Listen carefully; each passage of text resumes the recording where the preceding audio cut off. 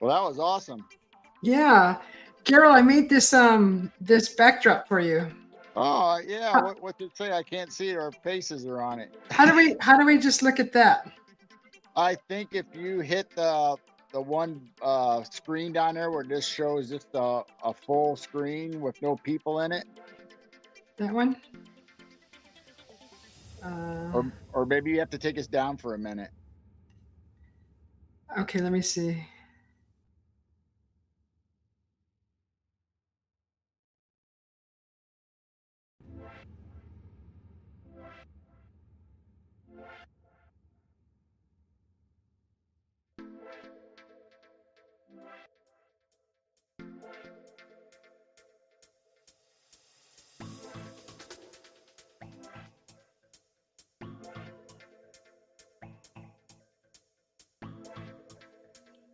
Did you see it? Yeah, that's awesome. Thank you.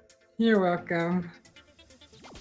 Uh, yeah, I wanted to do a break, but I didn't know how to do that, so I just like closed my camera and went and got a drink and Yeah.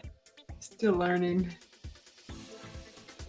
Yeah, Well, that was usually that's so you have that video as a background, right? If you uh-huh. take that same video and just put it in the video section in brand, then you can bring that up and it'll be over top of everything. So that way you can, that's how Tex and everybody does it. They, for their 5 minute break, they make a separate video and have it in the video section. And so they just pull it up and then it covers everything on the whole screen. Under video clips. Yeah. Okay. Okay. I can't see chat. Thank you, Invasion. Yeah, Invasion was it's a new name that I'm not familiar with, but it's has Invasion been in here before? I don't think so. Yeah, that's very nice person. Thank you for coming in, Invasion.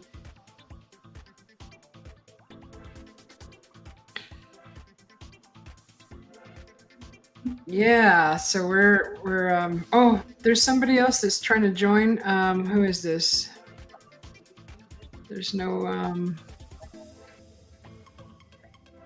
Vignesh. I haven't seen anybody speaking in chat with that name. I'm sorry. It's for people who are chatting who have been here for the past hour.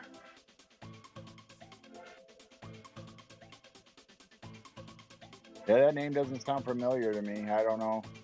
Yeah, I don't know who that is. It's just a precaution we're using.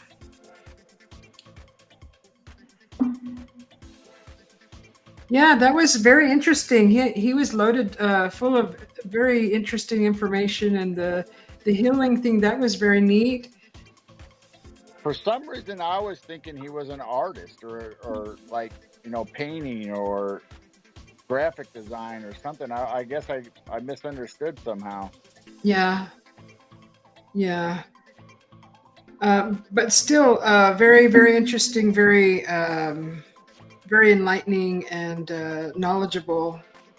And boy, he went through a lot. Like we all do. And so Vignesh, I live in the United States, so I'm not going to answer those questions very thoroughly because I don't know who you are. And you're not in chat.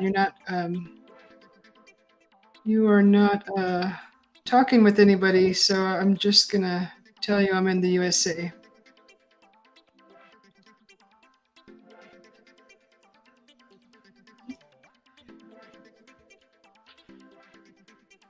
So yeah, I was kind of surprised that Terrell wanted to talk about JFK and me being born at the time of his assassination. That was. I mean, I dug into that pretty deep, and I got it. Like I said, I don't know if I said it on Mog's channel or Mike's tonight about I have JFK baby spoon, because that's when I was born, and Mm-hmm. I watch all those documentaries on them and everything because it's just fascinating. Just because I was born at that time. I found a photo in our photo albums from our family, and it's a very old photo of my uncle's, my aunt, and on the wall is a photo of JFK, a portrait. And it's an old photo. I don't even think I was born yet, or I was very young, maybe one or two ish, maybe when Well, that that photo was taken. generation, like my parents, obviously during that time, uh, that JFK portrait was in a lot of homes. I mean, to have the president's picture or portrait hanging in your house is very common. They sold it everywhere. Mhm. I've never seen it growing up. By the time I was, between 7 and 10, I never saw a lot of JFK stuff. I think that kind of went out of fashion after a while. I remember growing up, you'd see presidents hanging on people's walls and stuff, especially like I said, JFK. But I think everybody kind of quit doing that. Yeah, I remember the coin. The coin I do remember. Yeah, I have quite a few JFK coins, Yeah. silver dollars. Mm-hmm.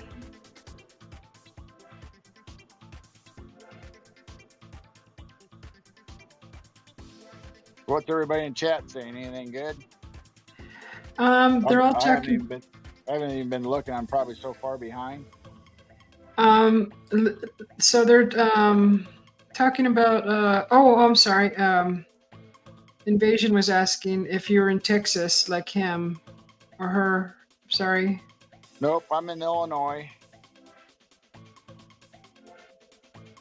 Yes, thank you, Lulu. People who want to get on the camera or in the room, they should introduce themselves to the chat and the host, of course, and the panel.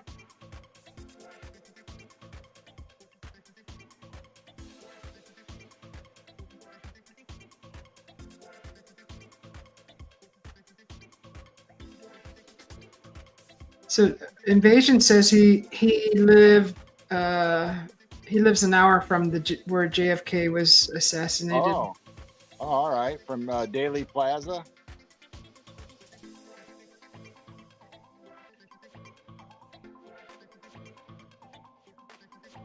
And Lulu's sharing links. Thank you, Lulu. Lulu, you're so awesome. I wish I could give you a big hug. Yep. Thank you, Lulu. Lulu's awesome. Thank you so much. That's takes a lot of effort to do all those links. You have to have a lot of windows open and do a lot of searching and.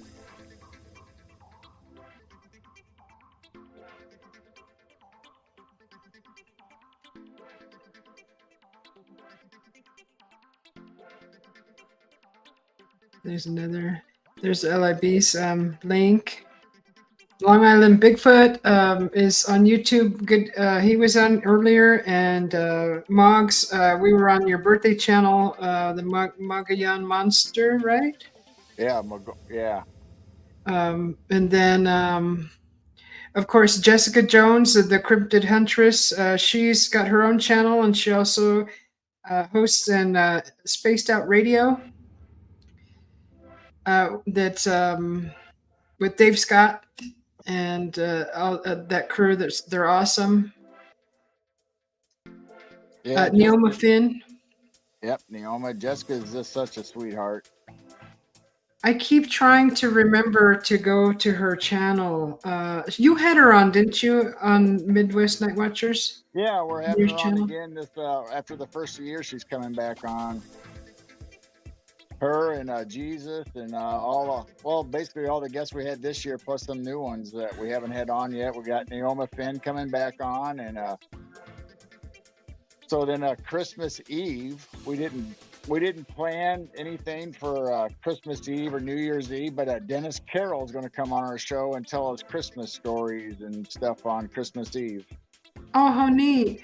I'm going to be probably gone between the 23rd of December and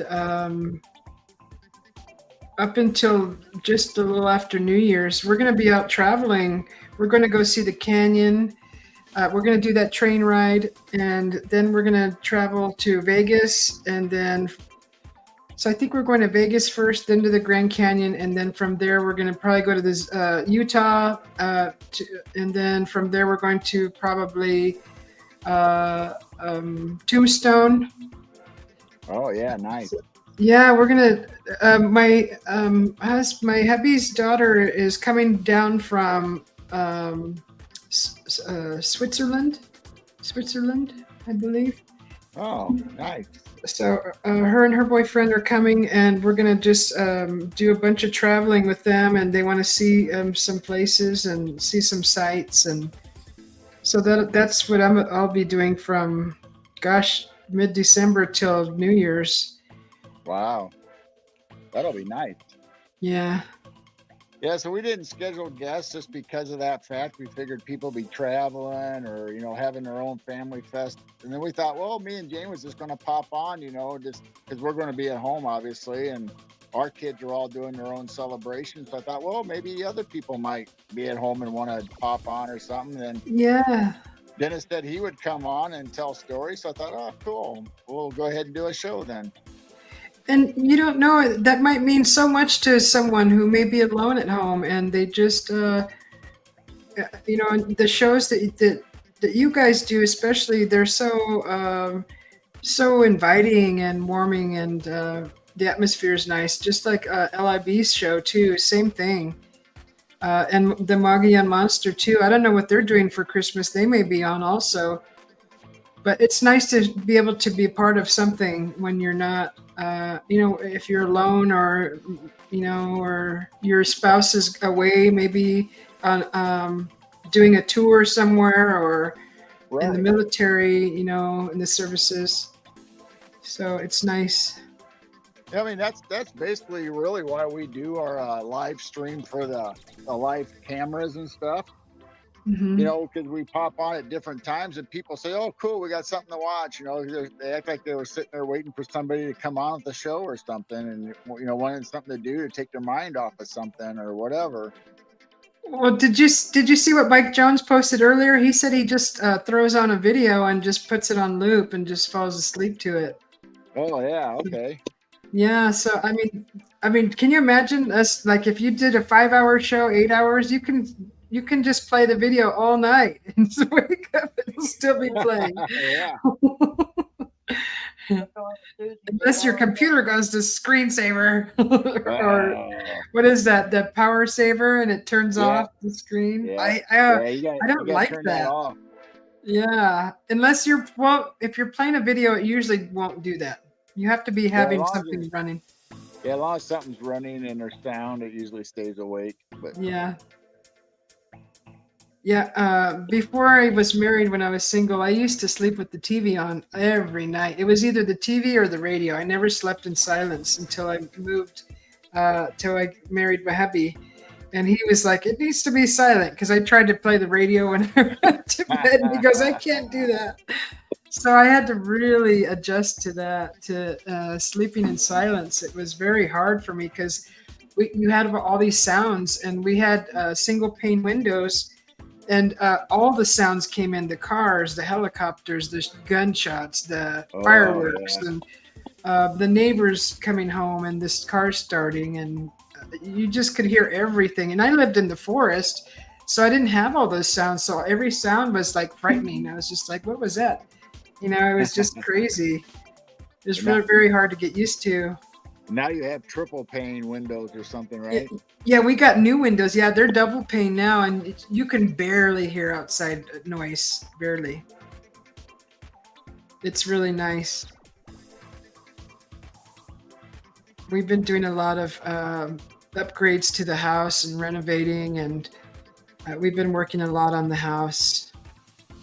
Yeah, I like the videos where you show your house. The backyard's beautiful. I love the pool and the whole fence area where you got stuff and paintings hanging up. Thank you. Yeah. Did you see the mirror that I painted? I was showing the mirror. Yeah.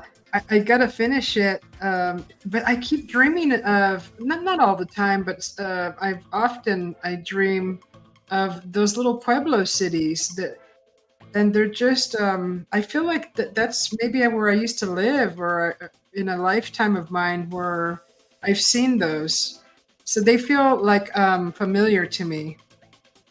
The the mirror part in that, where I was thinking, am I seeing through the painting or whatever? Then I realized it was the mirror part shining through, and it's like, oh my gosh, that's awesome. Yeah, and the little windows on the buildings, I carved Yep. them the paint off so they looked like windows. I mean, Yep. they looked, you could, it adds a cool effect. Yeah, I gotta finish that painting, and I have to. It's when did I start it? I think the beginning of this year or before summer, maybe.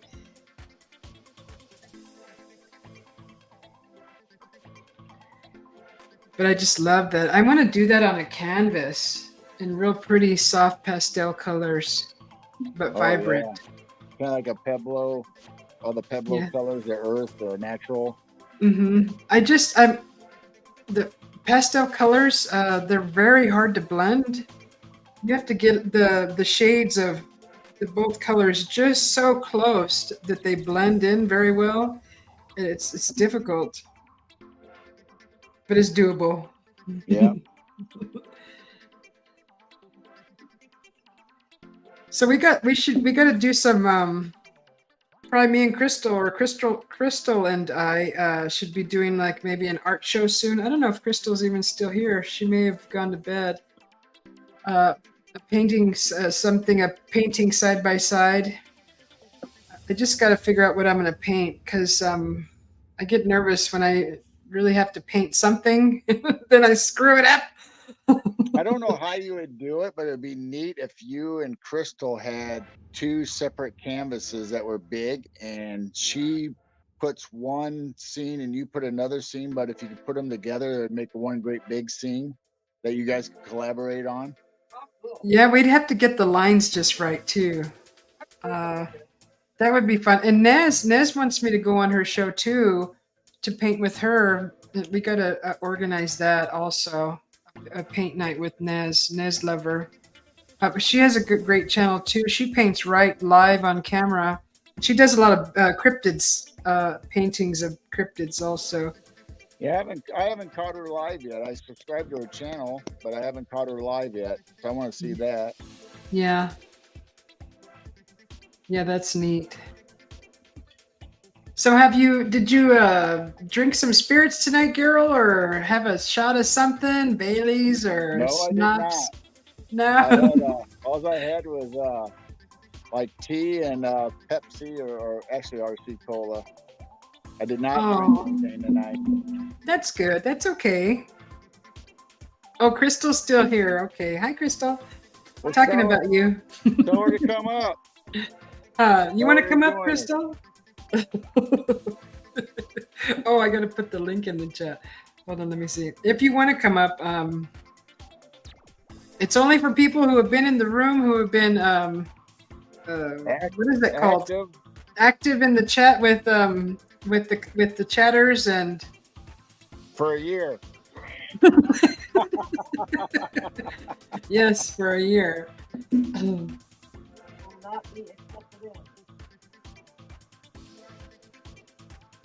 I've already been warned about just letting anybody come on. I'm taking that advice. It's very, very good advice.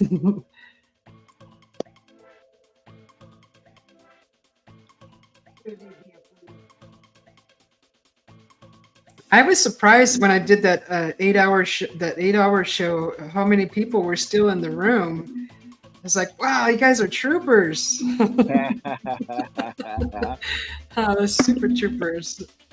It's all night owls too. It's usually more people went to bed and woke up still at the same show. Well, it's nice that like Australia and UK are up at the time when we're doing stuff like that. So you always have them popping in. Yes, that's right. On the other side of the pond, the world, where they're just getting up when we're really up late. Oh, Crystal's about to pass out. Okay, that's okay, Crystal.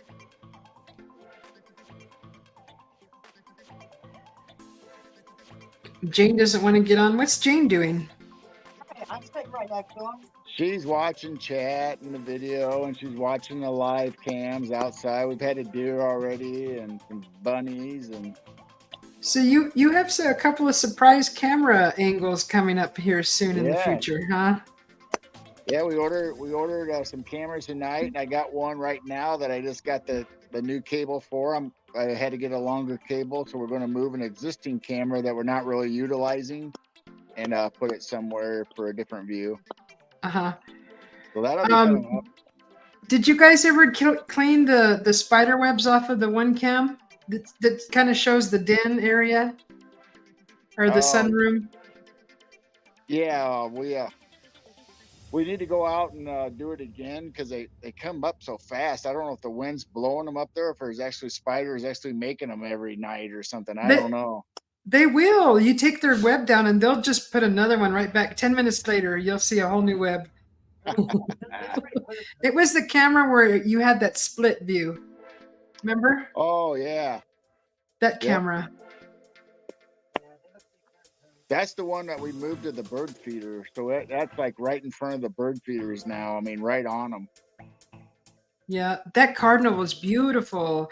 We have cardinals here, but they're like all red everywhere. They don't have any black on them. I've seen them all red, just the black around the eyes.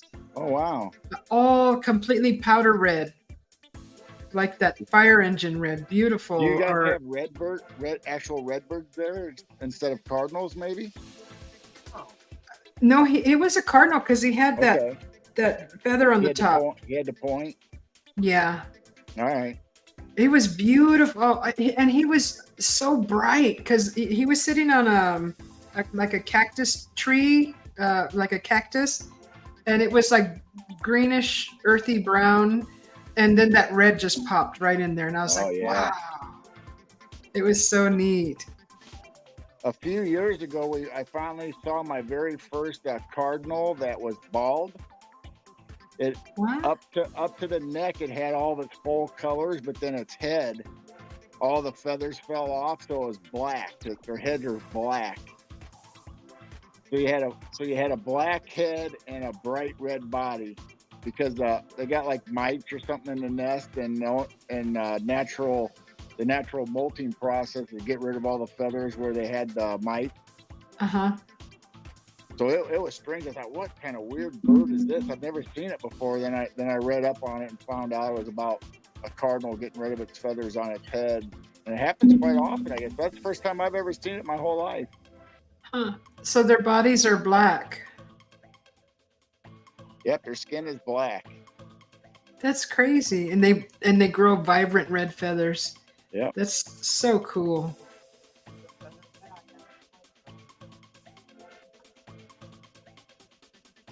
Griff, what do you need an owl something by December 11th for? You need the what?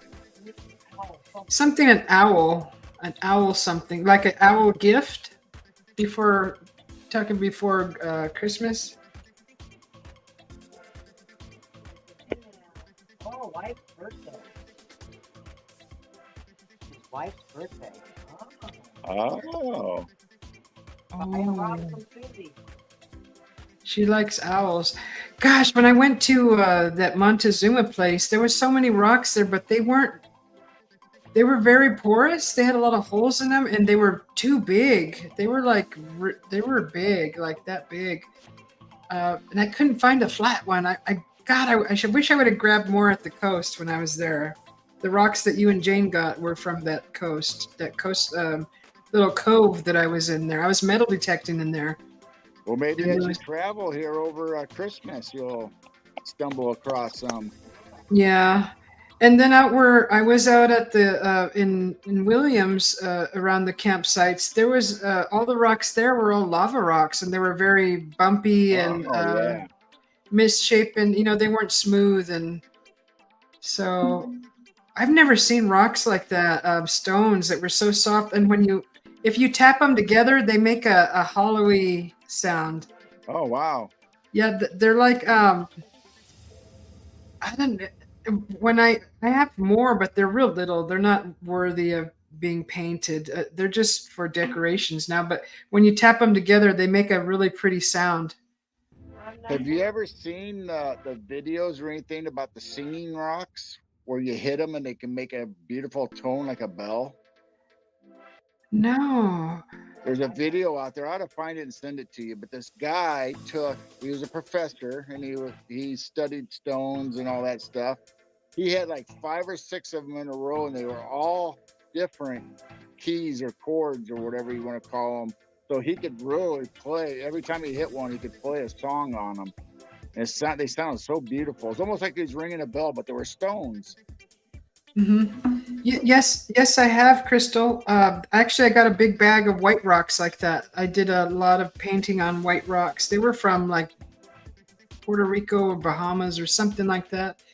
But Griff, that angry owl that I painted, I put some on women's shirts, hoodies, and on hoodies. I put it in the community tab. Like, what was it, 2 days ago, Giro? Yeah.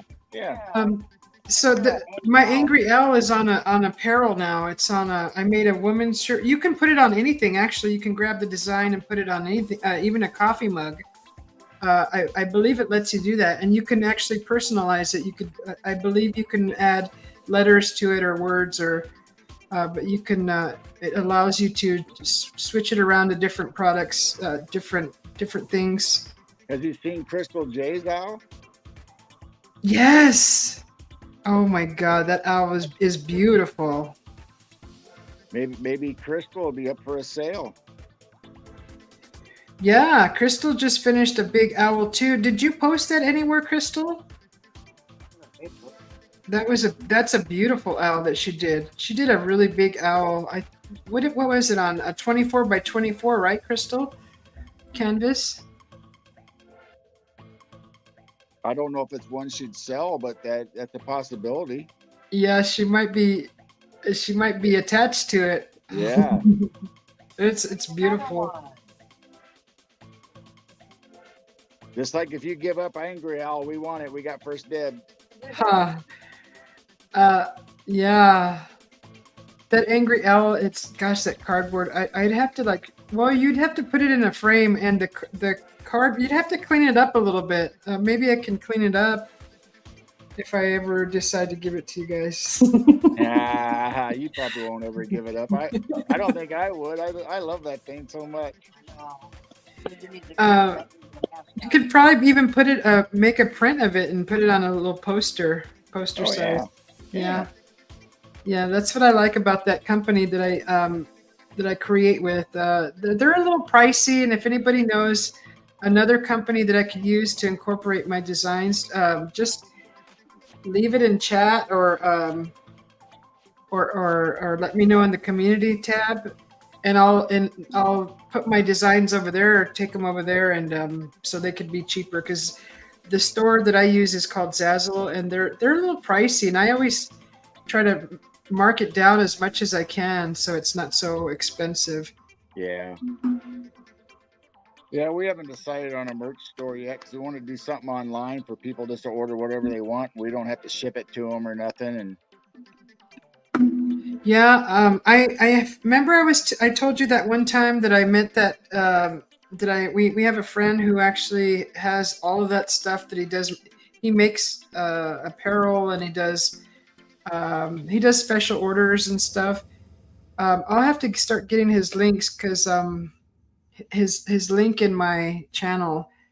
But he's got all the equipment at home, and he does a lot of the silk screening, and he does a lot of hats, and he does sweatshirts, and he does bags and things. He's really good, and he lives here in Phoenix, and he's a really nice guy. That's his business. Now, would he ship them out? Would he ship them out to people, or he'd have to send them to you, then you ship them out? Yeah, he does. He ships out from his company. Yeah, right from his home. When we went over there, he's got a huge, like almost like a Quonset hut, but not that shape. But it's similar to like a big warehouse, and he has all his equipment in there, and he's got inventory there already. Yeah, Teespring. I have looked at them. I know there's another one that's fairly um, reasonable in price. Well, I heard Just can't somebody remember. didn't like Teespring just because of the quality of their T-shirts and stuff. Hmm. So I don't know. I mean, I'm trying to find somebody that has good quality, but yet not super, super expensive for people. 'Cause I don't want people Yeah, to pay an arm and a leg for something. I'm picky too with my when I buy cotton.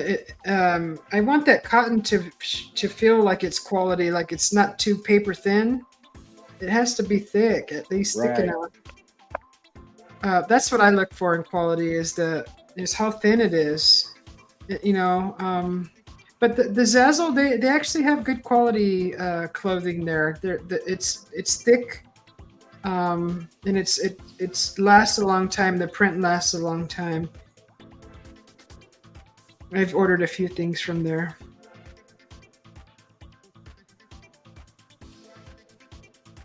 Yeah, Crystal, you told me it was 24 by 24. I think I remembered that.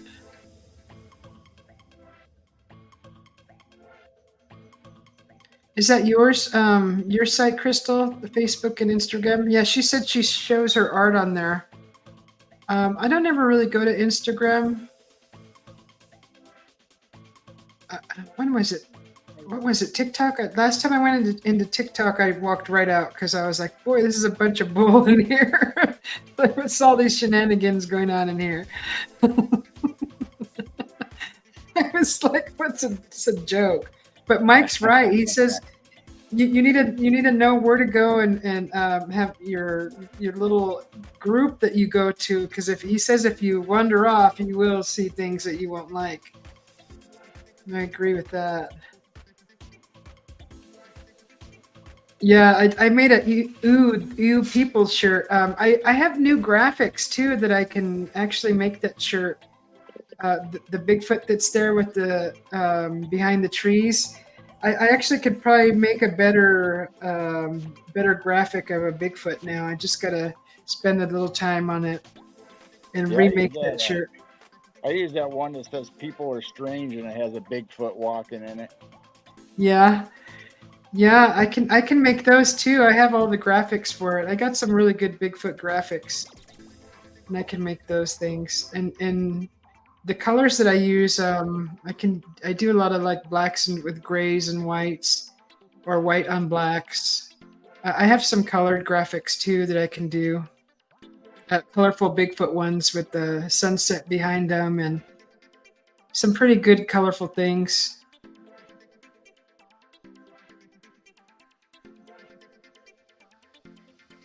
Yeah, that you people sure. Now that was inspired by Super Duke because when I was this was a ways back. I was watching his show. I think it was on his channel, and he was talking about they were talking about people and in the forest and camping, and he goes, if someone makes me a ooh people's shirt, I'll buy it right now. And like I jumped on my my store and I started creating it, and it was funny. But he inspired that because I never would have thought of that. You people. You people. Yeah, the way he says it, that sounded just like him. Super curly locks, Duke. Luscious locks. He's got such pretty curly hair. Hey, Mr. B, welcome in.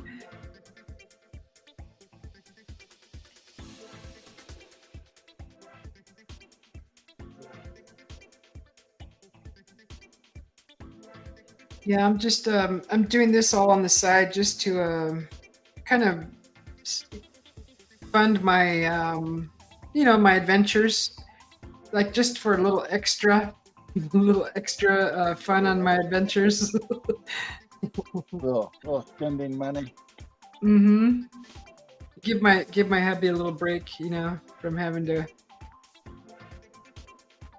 watch what I'm spending. That way, I know I earned it myself.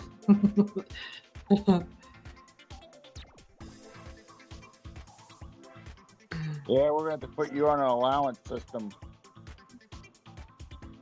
An allowance, yeah. I don't. I'm not a big spender. I don't go shopping a lot at all. Really, I don't ever leave the house. So unless I'm an adventure, so, and I don't need anything. So I just if I really want something from the grocery store, I'll go. But he always does that pretty much. He does all the shopping. So I just mm, Hang out, huh? yeah. Okay, Griff, you sleep well.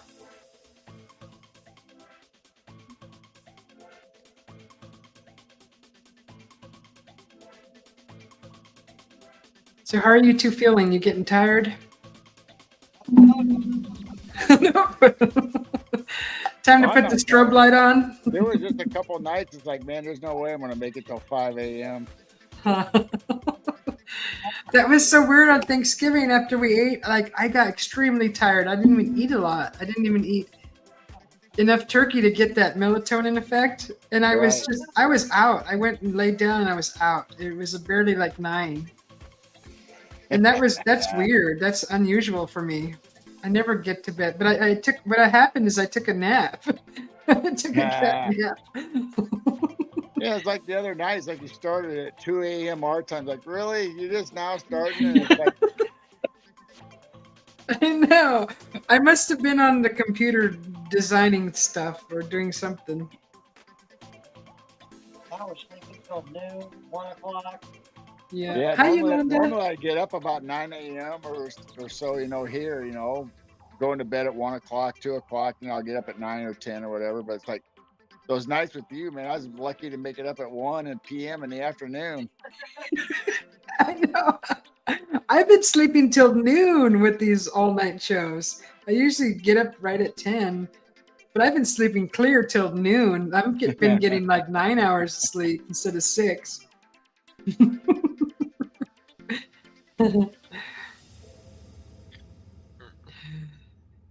Those are fun though. It's fun because It is. if I just go to bed, I'll just sit there and stare at the wall. That's Carol. That's what Jane does. We go to bed. She goes to bed at the same time I do. It's like you can just stay up and watch TV or YouTube because I know she won't sleep. She won't go to sleep till 4 or 5 in the morning. It's like Mhm. do what you want. I know I'm tired. I'll just go to sleep right away. But she'll sit there and she'll be laying there thinking, doing stuff. Like why? Just go do something. Why? So that's why we like finding you. We'll come on till Jane gets tired or whatever, and that way she can hit the sack and go to sleep right away. Mm-hmm. I have fun reading the chat. That's fun when I'm on there with you and reading the chat for you. Yeah, yeah. Yolanda just came in. Welcome, Yolanda. And so far the chat has been fairly slow and quiet.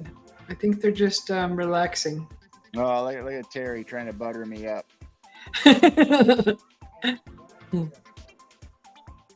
Excuse me. She said, "Oh yeah, I think I already showed that."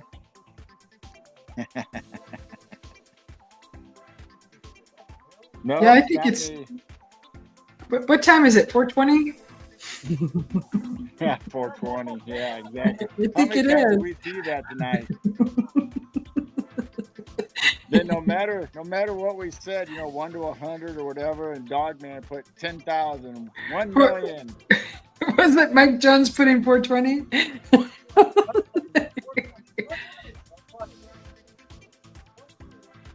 That was cool, Mike doing the giveaway. Those were very, very nice gifts. Yeah, those are awesome. He gives away some nice stuff. Yeah. When Dogman won, I thought, oh gosh, he's gonna have to mail it all the way to the UK, because Maggie got her finally she got her sand dollars that I sent her. Oh, I was wondering. You said you asked her if she got it, and I didn't know what you sent her.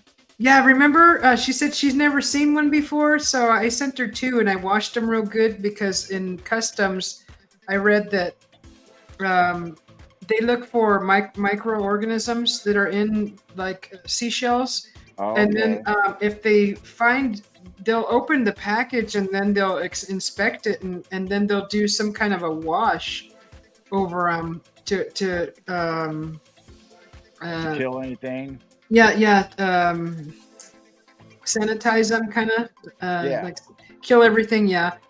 And so I was hoping that they wouldn't open it, and because I had them all taped in between styrofoam, and but I washed them real good and I shook all the sand out of them because I know that there's going to be something in the sand, so that Right. they probably would have even maybe kept them, but they were washed real nice, and I soaked them in water, and I didn't scrub them. I just soaked them and shook them in the water, and they came out really nice. So I didn't see in chat if she what she thought about them. I'm sure she liked them. Yeah, I know. I remember she saying in chat that she got them, but I didn't see anything after that. Yeah, so that was it wasn't too expensive sending something to Australia. It wasn't too bad.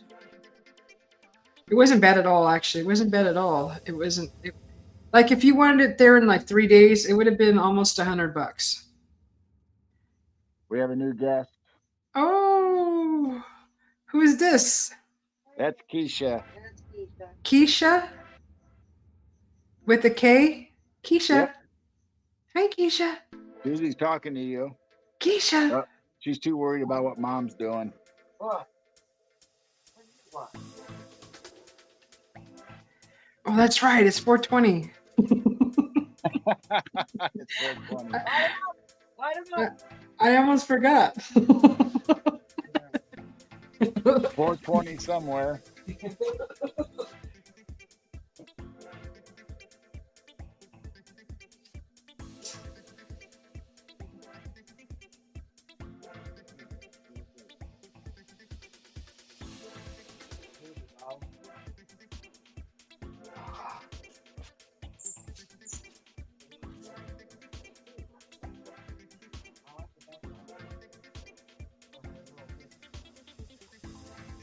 Yeah, you got your avatar is a Sasquatch and forest scenery. Yeah, I actually put that on a shirt and bought it, and I wear the shirt. That's on the back, and on the front, it just has a silhouette of a Sasquatch that's ombre. It's from gray to dark gray all the way up to white Oh, okay. on the chest. And I wear that. It's a nice blouse. It's a short sleeve. I think it's a V-neck. I like wearing V-necks.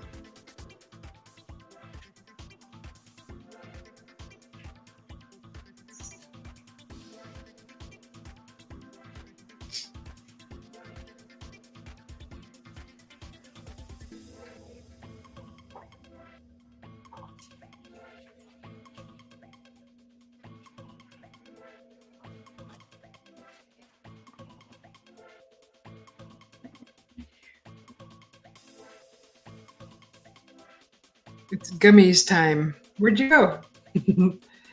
Did you leave? Oh, did he get kicked out?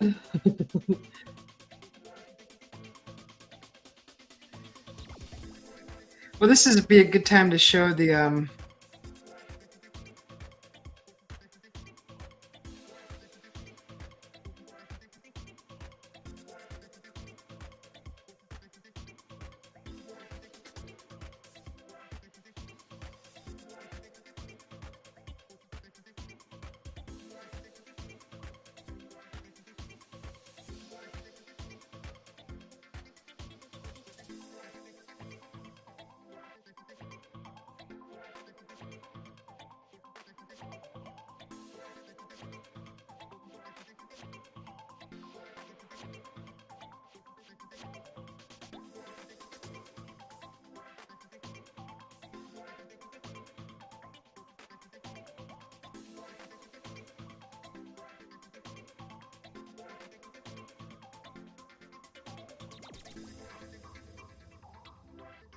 You'll never know.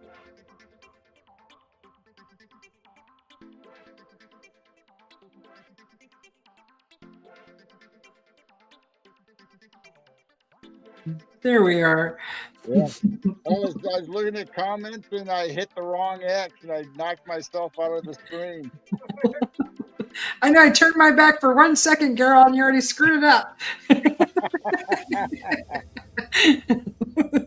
They'll never know. They're gonna know.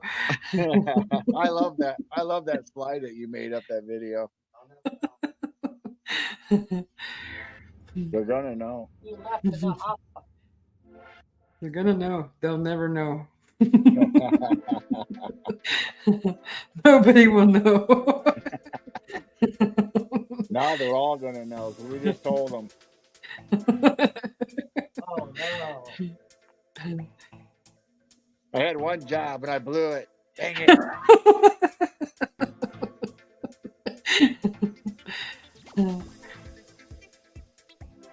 I like this red background too. That's pretty neat. Oh yeah.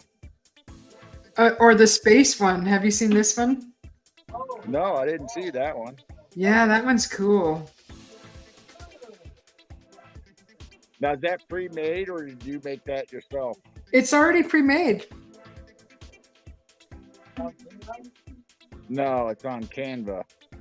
Yeah. Is there anything you want to see?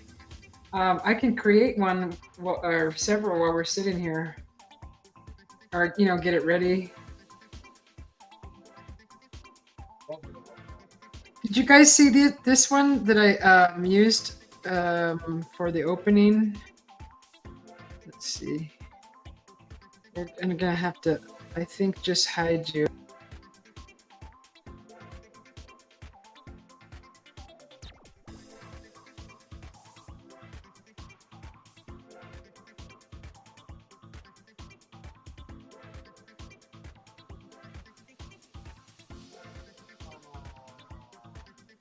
That's cool. But it's pretty, huh? The Yeah, butterfly. I like how you got all the puffs, the colors, and almost like a fairy or whatever coming out. I thought that one was so pretty. That fits you. I like that one a lot.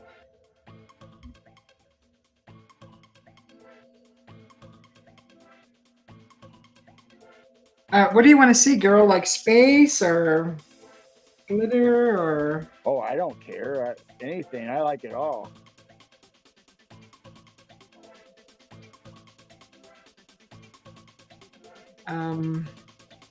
What is anybody in the chat want to see something that they like nature, glitter, water? I've seen some with like paint being like blasted into the water somehow. Oh wow! And underwater, you know how it just like how it moves all crazy and slow.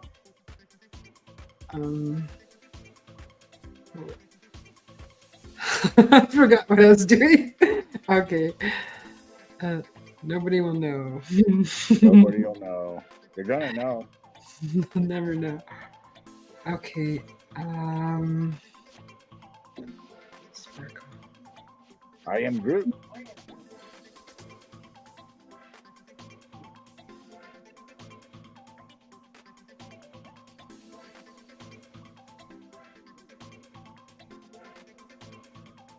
Ooh, if you ever paint with like chroma colors, metallic colors, and you dip your with the paint on the brush a little bit, and you dip it in the water, or you can see all the chrome swirling in the water. Oh wow! There's videos that kind of look like that. Yeah, I remember doing model cars and painting them, and we used to have the metallic flake and stuff in them, and it would be the same thing when you try to clean your brush. Mm-hmm. They'd stay on the brush, huh? The flakes. Yeah.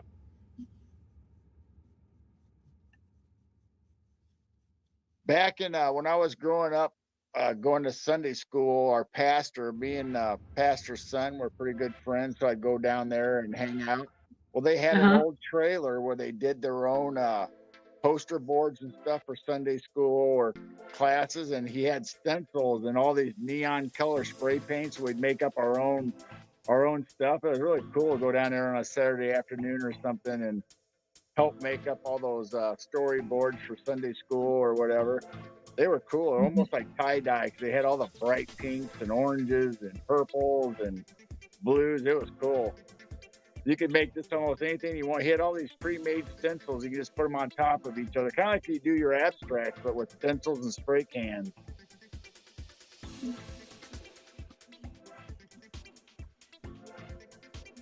I never should did have learn made- how to. I should have made a How do you- T-shirt or something. I never did. We always did it on the cardboard and stuff in the canvases for the Sunday school. But I should have threw a T-shirt down and made something. That would have been cool. Heck yeah. And we made our own tie dyes as kids too. When we were at home, you know, me and my brothers and sisters, we'd always make our own tie dyes. And You know, I've never done a tie-dye shirt. You would think that everyone that likes colors would do a tie-dye. I haven't done one. of course, you know, I was, you know, in grade school in the 70s, you know, so we had it in school and we did it at home. And we even had one of those little spinny things where you put the piece of little square cardboard in it and you start dumping the ink in there and spinning it around and make your own little abstract posters and spiral. Wow. I think it was called spiral art. Wow.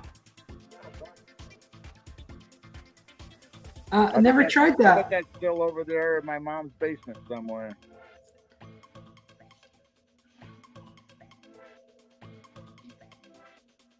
Yeah, I took studio art in high school, and what we learned how to do in there was airbrush.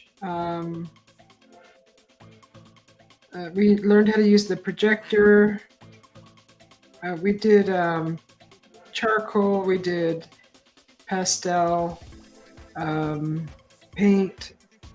There was a lot of like studio art, so it was like a lot of ink, like ink on the mirror.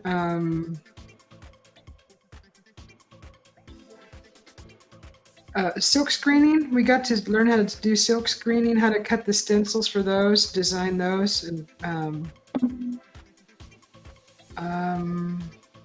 we did some kind of foil art. We did. Foil. We used to do the silk screening, and we did where you take a piece of rubber back carpet and you carve whatever your design is on the back side where the rubber foam is, and then you use the ink roller on it and press it on a white piece of paper. So we basically made our own printing press and made copies of our own design. Welcome, Mr. B. Well, look at Yeah, that. g'day guys, how How are you you? doing? All right, happy birthday, belated happy birthday, actually. Hey, That still counts. I haven't went to don't you sleep guys yet. have a bed? Yeah. What's that? Don't you We'll fellas? never Hey, go to sleep.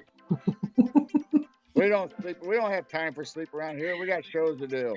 We got too Yeah, much fun mate. to have. Oh, mate, yeah, well, tell me about it. You know, my sleeping pattern's so upside down. I mean, I'm in bed all night, kind of looking at the ceiling, and there's my wife, kind of snoring her head off, you know, with about a dozen pillows, you know, and of course, I woke up late this afternoon because I didn't get to sleep till about 7:30 this morning, and of course, I'm still running around without my teeth in my mouth. But I'll give you all. I don't care. I don't care. Hey, yeah, mate, hey, I'm not. I had a good sleep pattern. I would go to bed at 1 a.m. I'd get up at 9. But guess what? Now Susie's on a show for 12-hour streams, and I can't get off. I don't know what she's on, mate. I don't know what she's on. She's got the energy power there. Hey, even I've got my energy drink at the moment. It's one of those what they call protein shakes. Here's mine. They taste like crap. I mean, it's like having a milkshake with lumps in it. Oh, add some cinnamon to it or something. Brown I sugar. know it's tasty. It's the lumps I don't like. I try to blend it and everything else, but it still stays lumpy. You need a Oh, new man. blender. Need to thin it out with something. Oh, I tell you, mate. Hey, I'll be doing a show tomorrow. Hey, I've got the boys on tomorrow. I've got Brian Sting on. I've got Jim Goodall and Robert Bauer. Yeah, it's going to be a busy day tomorrow. I hopefully got a couple of more guests coming on. So Yes, going be crazy. Hey, do you know when I do a show, I don't get a word in. Would you believe that? You asked Cheryl. I just sit in the side, kind of. I just watch my show unfold. I watch my own show. Yeah, Aww. Robert and Jim carry on the whole conversation, and then all of a sudden you see Terry come on. Can I say something? Can I say something? I'm kind of choking my words. Can I get in? Oh, it's amazing. Hey, great guys. Hey, couldn't ask for nice people. But I will be eventually having Philip Kinsella on from the UK, and also I'll be having Preston Dennett on. He's always good to listen to. I mean, great guy. He's a good researcher as well. I've got so many people up my sleeve wanting I can have coming on, but trouble is, I'm not enslaved to my podcast. I love doing my podcast, but I'm not enslaved to it like a lot of people. I mean, I enjoy it, but I love my family too. At 73, I've got a life. I can't spend it all on YouTube, unfortunately. Yes. Hey, I really liked your statue yesterday. Thank you. Yeah, it's actually well done. Actually, well done. Touching it up. Takes a little bit. Yeah, I need a bit of touching up. I'm falling apart. That's what happens when you. Come on over, and Susie will do a makeover on you. Oh, makeup, mate. Poor stuff. Give me a brain first, and good heart. And, oh, God, mate. I'm coming to you a bionic man, mate. I've got a knee replacement. I've got 2 stents in my heart. I mean, everything happens in life, But hey, you got to enjoy it just the same. I'm just grateful to be here. Just Susie's grateful to be here. Fantastic, but she's not the Wizard of Oz. She can't do that much. Hey, I'm not the wizard, though. Honestly, not the Wizard of Oz. Yeah. Oh dear. So, how's your birthday been going there, Jerry? It's been great. I had a great day, and then I had the birthday celebration on Long Island Bigfoot, and we'll continue it on here with Susie and after party. I have to pay. What are you chucking back there, Susie? Jack Daniels, or is it a bit of vodka or Smirnoff, or what is it? Come on. It's what is it called? What are these called? Just a cranberry with the splash. I'll drink. Oh,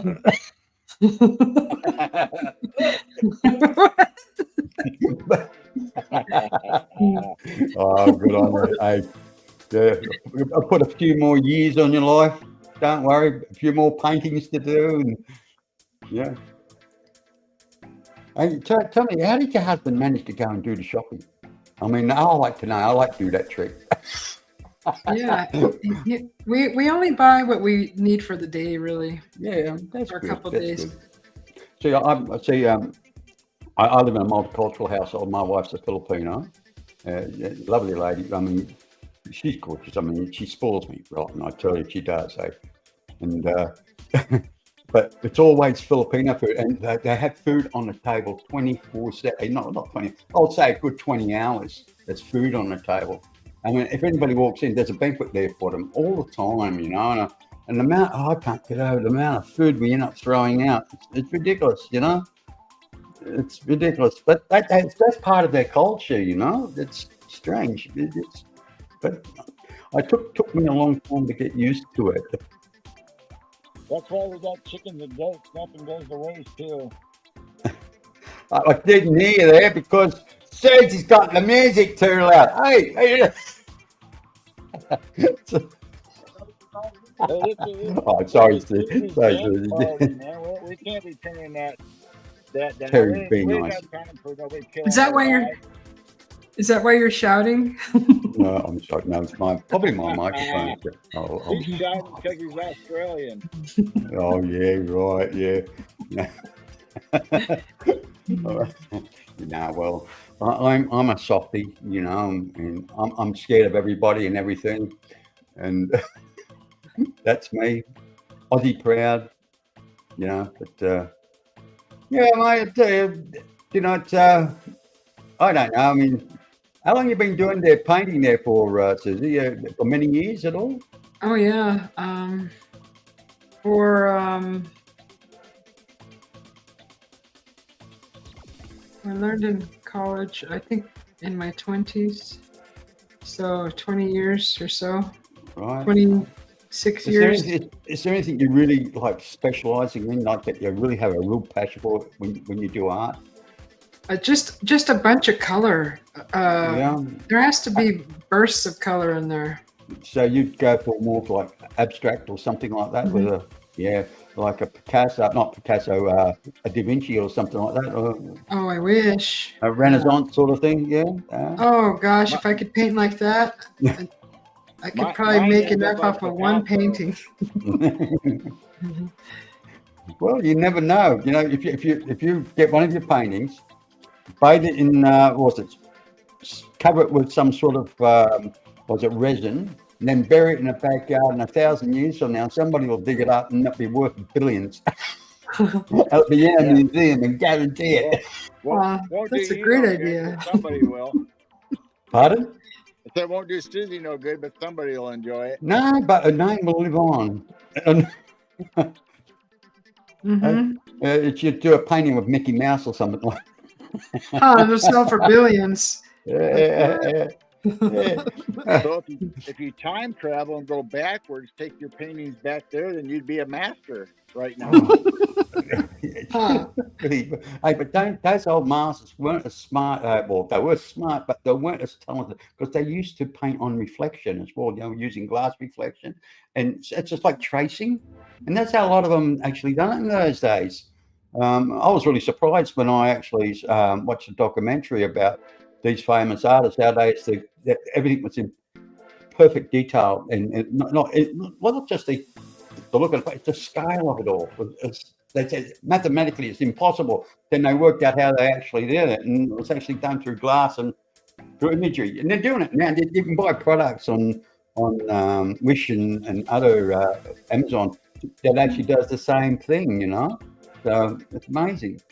Now they're using a lot of them are using a projector, project the image on their canvas or wall or whatever, and painting over top of it. Yeah, I've done that. I've done that. It actually helps place everything where it should be, because all the coloring and detail, that's all where all the work is at. Yeah, it puts it all in perspective, eh? Yeah. Then like Michelangelo did all of his on paper first or whatever the medium was, and poked holes in it and laid it up there, then stenciled it first to get the outlines, then painted in the outlines. Yeah, once you get that down, oh gosh, it's a mission. Here I am in my office, and you know I've got the door shut, got the aircon on, and I'm still bloody sweating. There's sweat just pouring off me here. Bloody hot. I'm just checking what's the temperature today. Honestly, it's freaky because we don't usually get this kind of hot weather until say about February, January. Usually late February, March, it gets very hot here. When I say hot, about 42 to 43 Celsius, which is about 112 Fahrenheit, something around that number. So it's, yeah. I'm going to ask my phone, what's the weather forecast? I thought you were really just firing in front of Susie's elegance. No, he's in space. I'm not sweating under fear, put it that way. Oh God, I am. Look, mate, I'm really. Look where he's at. He's in a spaceship above the planet. Oh yeah, hey, you like? Hey, I've got a hello. I've got a great. You should be nice and cool up there. That's true. You should be nice and cool. Oh, God, hey. I wish it was Halloween. I could come on with a black cape and go. My wife says, "How can you do that?" And I said, "I don't care. I am who I am." You know. I mean, listen. I don't take my eyelashes off at night, or my padded bra, or my wig, or take off about 2 inches of makeup. And then women say, "Why can't men just be themselves?" You don't clean yourself up at night and come on! I'm not woman back now. I'm not woman bashing. No, I'm not. Definitely not. Oh, God, it brings back memories. Oh, I'm feeling all silly today. Maybe I'm just overtired. I don't babbling on That's as good. usual. That's me. I just babble on. That's why the boys on the show shut me up very quickly because I babble on. Robert says that's enough of that nonsense. We got science stuff to talk about. Oh And yeah, Robert always talks about frequencies and vibrations, and like we're all connected, which Yep. is good, which is true. We are all pretty well connected. You know, I can honestly say that. And but who wants to be connected to a crazy freaking world anyhow? I mean, it's crazy, isn't it? Sad what's going on, but yeah, I'm really getting that lately. I've been really getting cheesed up with ufology. Totally cheesed up with it. Not happy with it at the moment. They're going over the same stuff, they're hyping up stuff all the time, and nothing. Since Elizondo came out, you know, back in 2017, have we really moved forward? No. Just something to talk about on new documentaries. It's an industry. They don't want disclosure. It's an industry. There's millions and millions and millions of dollars made at it. Everybody's selling their books. Everybody's making documentaries. And if they had full disclosure, they've got nothing else to write about. And definitely no more documentaries. That's for sure. You know, and then the conferences will stop having conferences, so they'll lose a lot of money in the hotel industry. And airline companies will lose a fortune for people traveling interstate and overseas just to go to a conference. Yeah.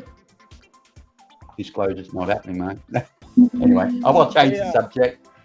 Hey, Terry, have you worked on any of your songs or anything lately? How's your music studio going? Oh, mate, look. I tried to do some recording the other day, and for some reason I've got to set this microphone up a bit different. You know, I've got my old faithful friend here, right here next to me. So he's always by my side. You know what? This is like my woman. It's got a beautiful figure. It's got a hole in the middle, and guess what? I play the tune. Play Susie, your original. Pardon? Play Susie, your original song.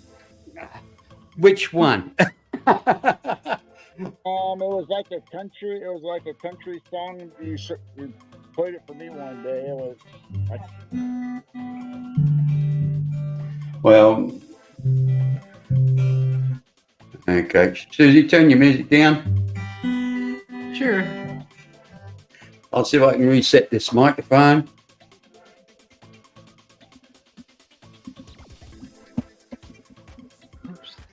Oh, no. Come on, let me have a look at this microphone. Where are you?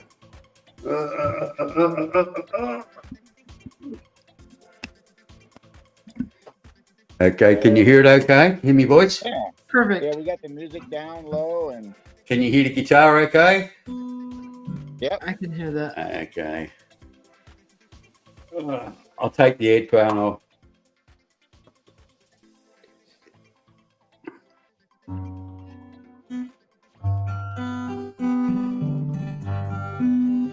You can walk through the shadows. You can walk in the light. You can search for the answers to the meaning of life. I have searched the world over till I was blue in the face. Now you can step out of your shadows and walk with God's grace. I have traveled across the oceans to far off distant shores. I have seen the face of horror of all out bloody wars. I have seen the stricken faces. Now I see them in my dreams. Well, tonight I will pray for my soul to be free. Oh, here I go once again, down that old lonely road. Here I go. Once again I can see. Here I go once again. I have carried my burdens. I have cuddled my pain.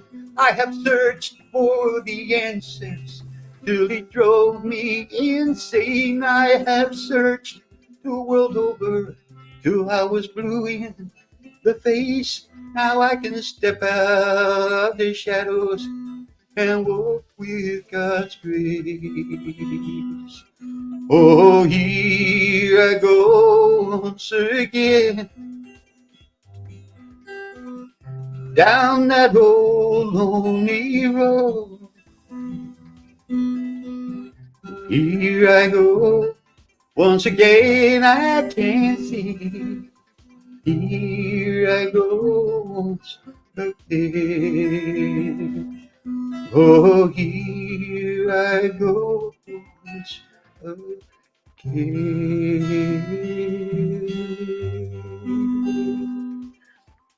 I like that song. Yay! Thank you. Awesome. I really don't know how it came across to you guys, but this is not a real.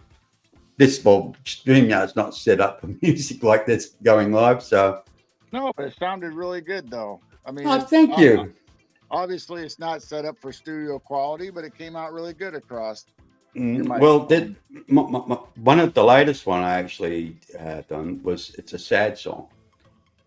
It's about an old man. The story behind the song is about an old man like myself, but older, holding the hand of his wife in her deathbed, you know, and he's comforting her, and he starts reminiscing to her.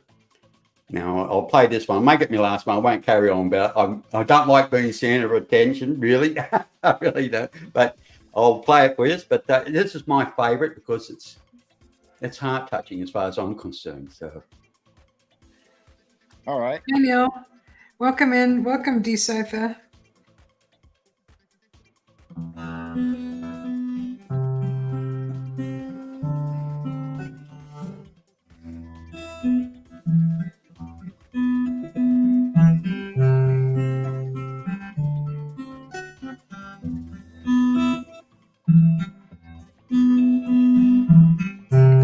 do you remember when I first met you? You quickly smiled and you walked away.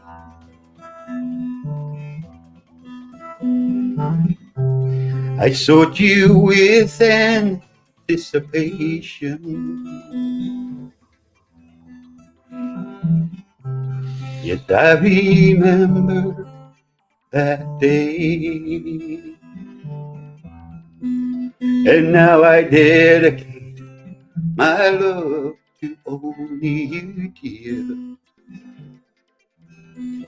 Yes, I dedicate my love to only you. For it's you that's in my heart now and forever. It's a love, my dear, that will never part.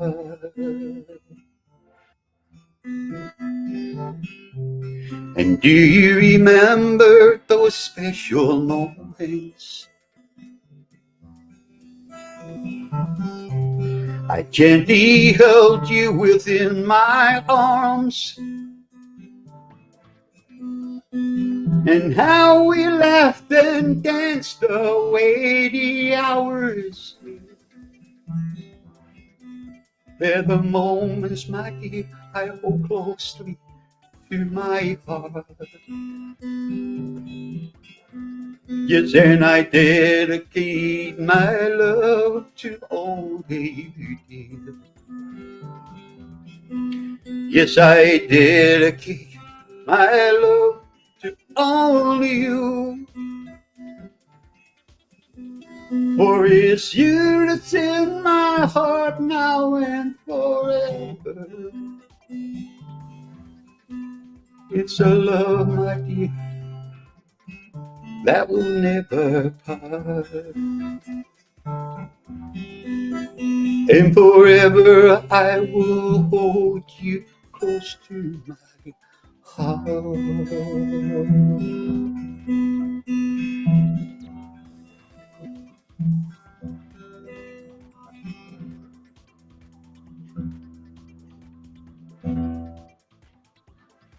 Awesome, Terry. That was lovely. Awesome. Look at this. Ugh. Ugh. Oh, got 1,000 of them. Very good. I loved it. Thank you very much. Yep. They come easy, really. Yeah, I talked to when I'm you- I bored, talked just to you sit about there, that you one know. day. I was asking you how you come up with the stuff because I mean I try to write lyrics and stuff, and Jane's really good at coming up with lyrics and music. But I dropped my door thing on my cup. Yeah, I've never really. I mean, I was in a band many years ago. I was in a rock band. It's all psychedelic stuff. I call it. We used to call it acid rock. You know what I mean? Like it's stuff was tripping. right. But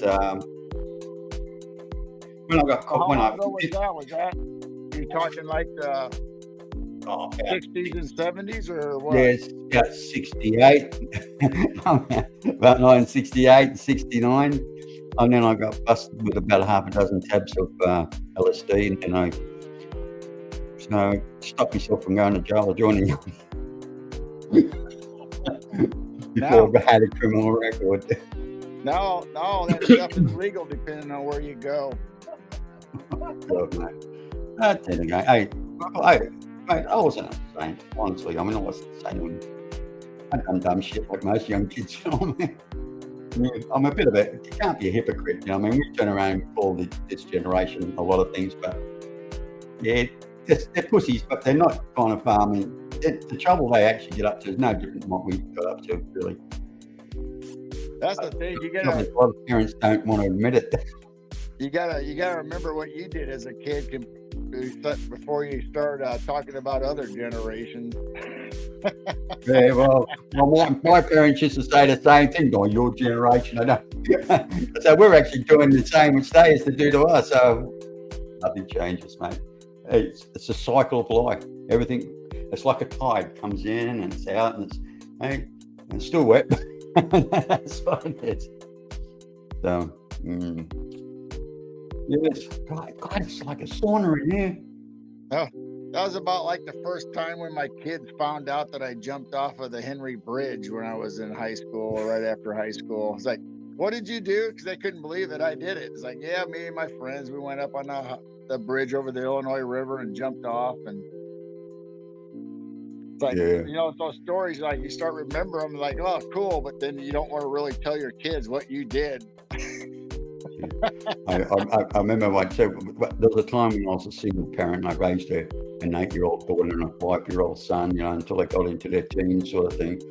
And I was living in a 5-bedroom house, you know, with a games room, family room. But I had a little extension out the back, one of those colour-bond extensions when all the mates come over and they can have their music loud out there and keep the house clean, as they say. But I remember I went out there one day and I caught them that they're all token on a bong, you know, and I went out there and I kind of did my struck my thing, did a parental thing. Come on, give me that here.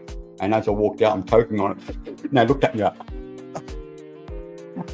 what are you doing? I said, you've got to respect everything. You respect drink. Don't drink too much. Don't smoke too much. Don't have everything in moderation. I used to say, well, because I tell them, if you tell children not to do it, guarantee it, they will do it.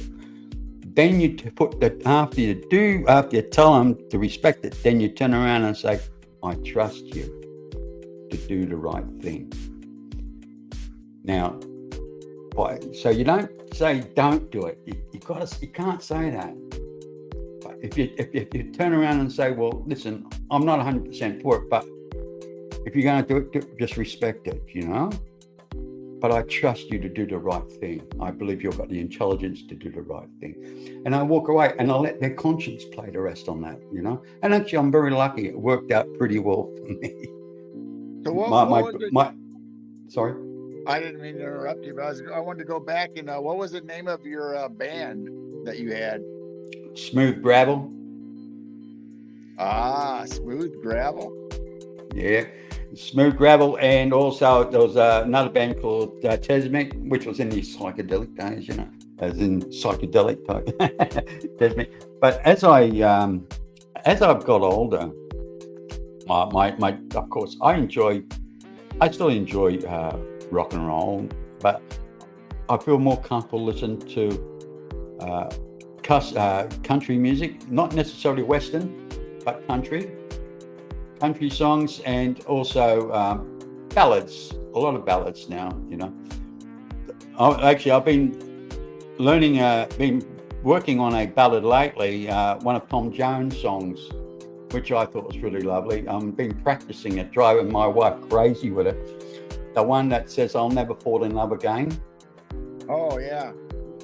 Yeah, you know, and I'm just about getting there with it. It's when you've got arthritis, it's bloody hard. It's really hard. It's hard. And of course, I've got fingertips like a baby's bottom now, so I've got to. It's like teething again. I've got to put calluses back on them. Yeah, calluses you got to build those calluses up. Oh mate, they're coming slowly. You know, you can just about see them. Oh, yeah, you can see those. Yeah. Yeah, the calluses. I see the string grooves on there. Oh mate, yeah, it does. People don't realise it bloody hurts. But what I need to do is get a better guitar. I mean, I find slightly wider fretboard would be better. It allows you to place your fingers more accurately on the strings without the other strings getting too much in the way. As you get older, you get the chubbier fingers, and you've got different type of skin. You know, not like a young person. That's like my guitar. I have an old Mosrite Ventures model, and that thing plays so nice. But the reason it plays so nice is because the frets are all wore down to the board almost, so it's easy to play. Well, what people don't realise, if you're going to learn a guitar, the best one to learn on is a nylon string classical guitar.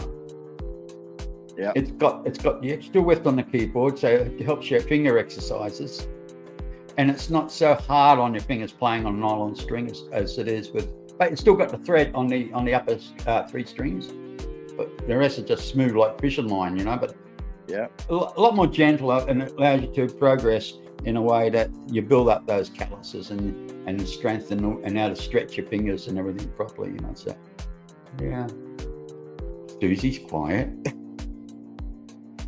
Susie. Hey, where you getting all these bubbles and that from? Susie, I like that. What? Hey? You're muted, Susie. We can't hear you. We can't hear you. Susie. Susie. Oh, That's so there funny. you go. I said, you like that? Yeah, I like the bubbles. Where you getting them from? I mean, if you got them, send them to me through Messenger, will you? Send the little links to those in Messenger, and I'll add them to my. You want them right Susie now? just shows up and the bubbles come. She's just bubbly. Yeah, She Susie. attracts them.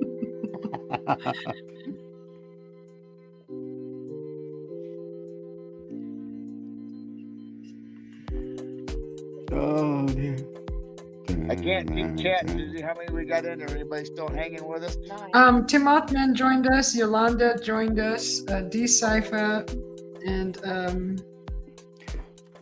Have a look on your phone, huh?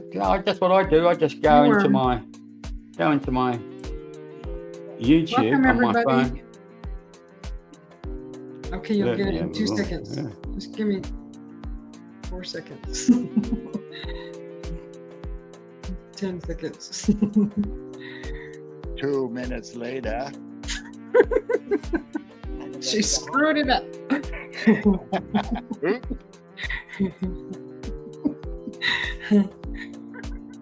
Where is he at? Darn it. Are you making a new one? Are you? No, I'm trying to send it. I'm looking for the Okay. sender. G'day to my man. How are you, buddy? Oh, my goodness. There you are. Jeez. How could I miss that space there? I better turn my volume off on my phone.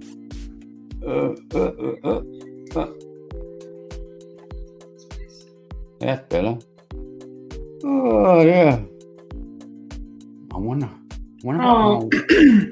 I've got lasagna for dinner tonight, I think. Anyway, You'll carry have- on. It'll have to be to maybe an email. Yeah, well, okay. You don't have my email, but I will send it to you. Yeah. I just tried to message the file to you, but it wouldn't go through. Wouldn't it? Okay. Yeah, you'll have to do email or Google Drive or something. I could probably put it as a reel on Facebook, right? Just give us a moment, Susie. No, that won't work. Is it just an MP4 file? Uh-huh.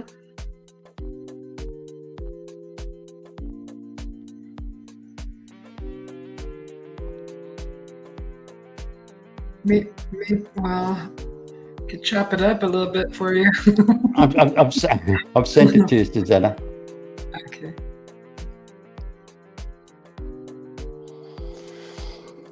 And that's my personal email.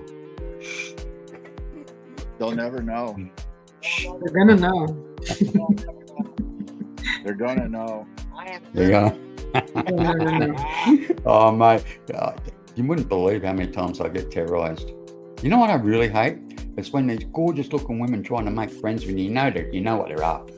Yeah. You know, I know. They're just scammers, mate. They're just scammers. They said, You click on your link-" profile and they don't have nothing there except for a few Yeah, pictures yeah. of them. I delete them straight off, you know. Can I talk to you for a moment? No. Goodbye. 10 minutes? How about 5 minutes?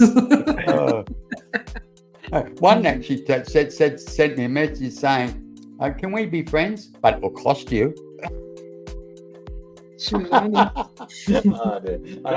That's what somebody did to me. One of those that sent me a message and I just said hi back and then it was game on. You know, it's like I started talking to other people and she finally wrote back. She says, "Well, I'm just going to leave if you're not going to talk to me." I said, "Well, I didn't know what I'm just talking to people, friends. You know, it's like I don't know what your deal is." Yeah, but you've noticed they always say, "Do you have WhatsApp?" You know, yeah. I mean, the biggest scams. That's the biggest scam network on earth. That's where you actually get scammed. Can I give you all my personal information now and just get it over with, or what? What do you want to do? Yeah, I don't follow that. I don't play that game. I really don't. You know, and you know things like I don't put all my banking details on my phone either. If I'm going to do it, I'll do it manually. You know, then I save it on autofill sort of thing. No way in the world. Here's Welcome, the man. Nikki. Oh, Excuse me, Nikki. sorry. I Hi, like Nick. Nikki coming on. Lovely people. If she wants to. Hey, Nikki. They're lovely people. I enjoyed their kind words about me yesterday. It was very nice. It touched my So heart. did you guys make a successful transfer yet, or what? Huh? What? What? Huh? Oh. You guys make your Oh, deal yet? no, thanks for reminding me. I had to press send. What is she drinking? Honestly, I told you. 10 minutes later. hey, has she been eating any brown cookies lately? I mean, tell me, has she been any cookie? You've got cookies there, Susie? Well, she went off screen for a little bit, and I had no idea. Oh, I would have looked in the background, seen there was fog or something. No, I just sent the bubbles. Thank you very much. I like the bubbles. Okay, Susie good. Bubble. I'm on glad the it makes way. you happy. Yes. I'm such an easy person to please. Thank you, Susie. I can hear Jane in the background. Bubbles. Bubbles. Right, just call me B. B, it's for bubbles, you know. Somebody said, where'd you get the name B from? Oh, it's something my mother gave me from many years ago when I was a child. Come here, you little B. Come here, you little bee. Yeah, and it's just stuck with me. And you're still answering to it. Yeah. Yes, I know. I'm laughing at my own demeanor, aren't I?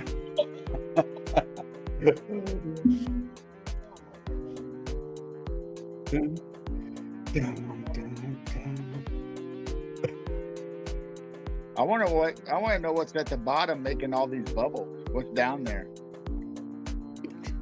Shark. I won't say it. I was going to say something, but I won't say it. Now remember, this is a nice and friendly chat tonight. Yes, yeah. Well, I thought, well, somebody's blowing it. Well, I was just thinking somebody's just blowing it out their butt, you know. What? So you Just went ahead had to and go said it there. anyway. No, I did not. What good did the warning do? I said nothing bad, This is nothing all bad right. at all. It's That's all your right. own imagination. That's your imagination going crazy.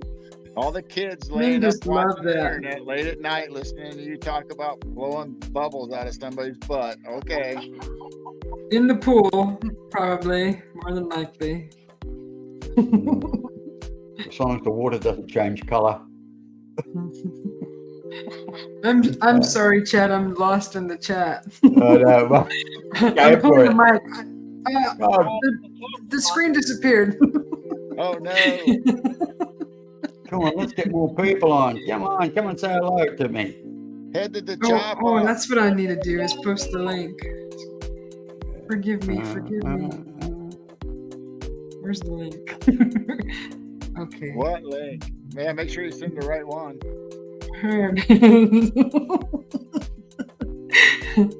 Thanks for the reminder, Garrow. Head to the chop off. Get to the hopper.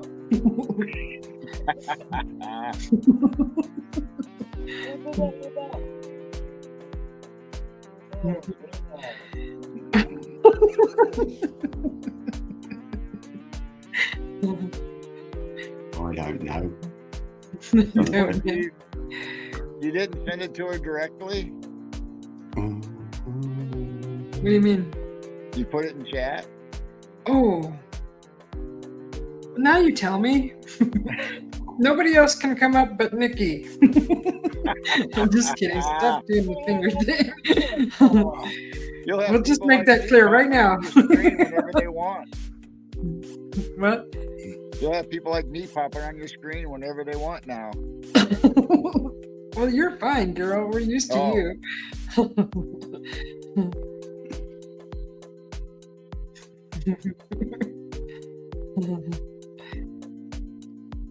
Yes. I just went into my email. Would you believe they sent it to the junk? Good, they hid it over there. Made you work for it. Man. Thank you, Susie. I much You're very appreciate welcome. that. My pleasure. Now you should put bubbles behind you now, Terry, so you'll be bubbles on top of bubble.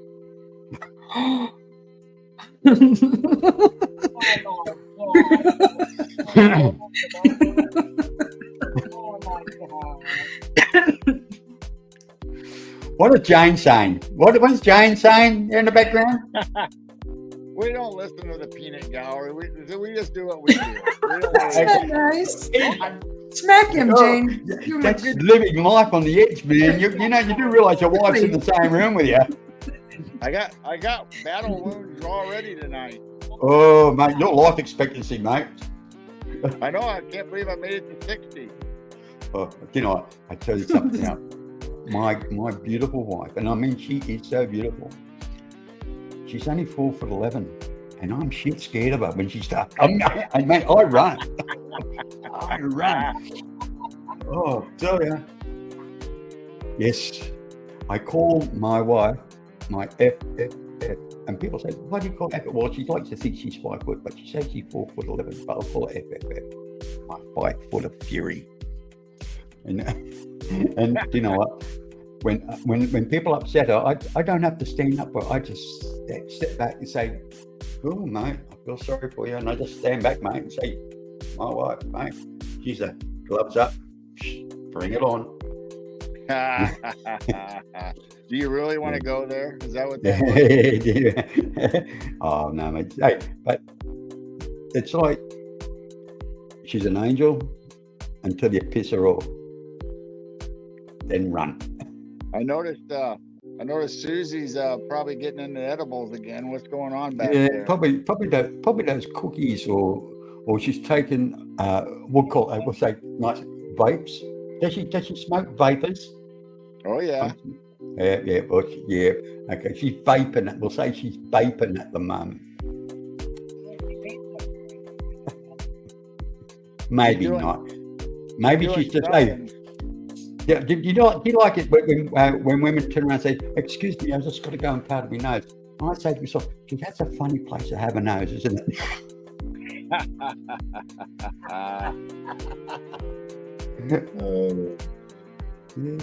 Hey. Hello. Hello. How are you today? I got a buzz on.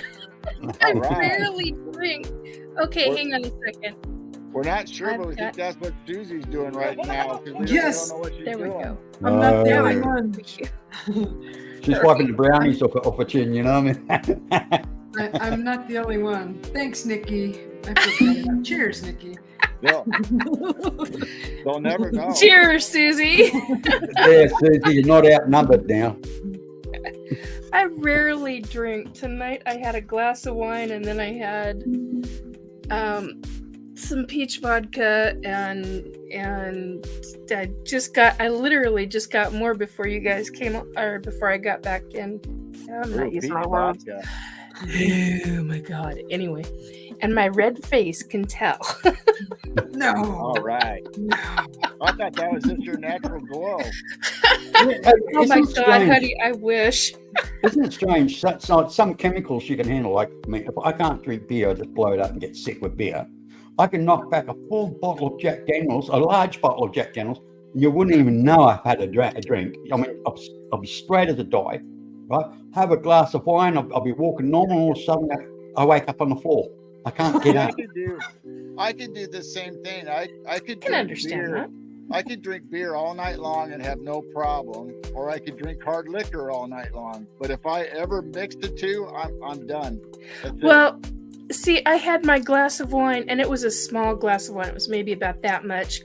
And I rarely drink wine, but I was at a Thanksgiving family do. And, okay, let's see. Do this. Here we go. And it was wonderful. I mean, it was truly wonderful. And I don't typically drink red wine, and we tried a red wine from Washington. Now we got Just down. we got echo. We're outnumbered now, guys. We're Turn my outnumbered volume now. down. How about now? I turned the volume down. Perfect. Let me just check I've got to make sure I'm in the room. That works. Yeah, but then what are you gonna do? You're not gonna be able to talk. Yeah, Okay, yeah. there we go. All right. Book 'em, Jane. Oh, dear. I understand that. Oh, God, I'm sweating here tonight. Oh, today. It's only 4:30 p.m. here at the moment. That's what part of Australia are you in?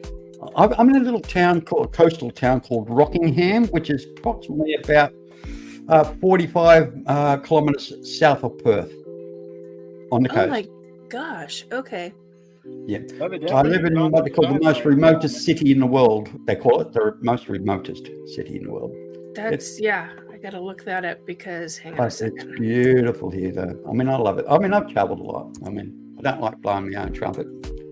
But I'll be honest. I was back in my band days. and everything. I went to the States, did a tour over there. Didn't go anywhere really, but we had a good time. I loved America. I really did. I mean, this is what Australia's missing, those majestic mountains and canyons. We don't have that sort of thing here. We do have canyons, but nothing like Oh, you're on the west. Okay. Oh, Did you tour the East Coast or West Coast here, or did you get to go across America? Well, I can actually give you a list of places where I went to. I went to Vancouver, Ontario, New York, Ohio, Boston, New Mexico, Acapulco, and Venezuela. Wow, that's quite the list. Over a period of about a year and a half. Wow. And when I was in the army, I was based in Bielefeld, Germany. So I managed to get to Spain, Portugal, France, so been there, done that. Even went to Leningrad. Oh, wow. That's the art capital of Russia. Honey, I've done a lot of traveling in my days. This is what I was going to say. You have traveled. Holy crap. I was born in. Excited when I just get to go to the next county over for me. I don't know about all that other stuff.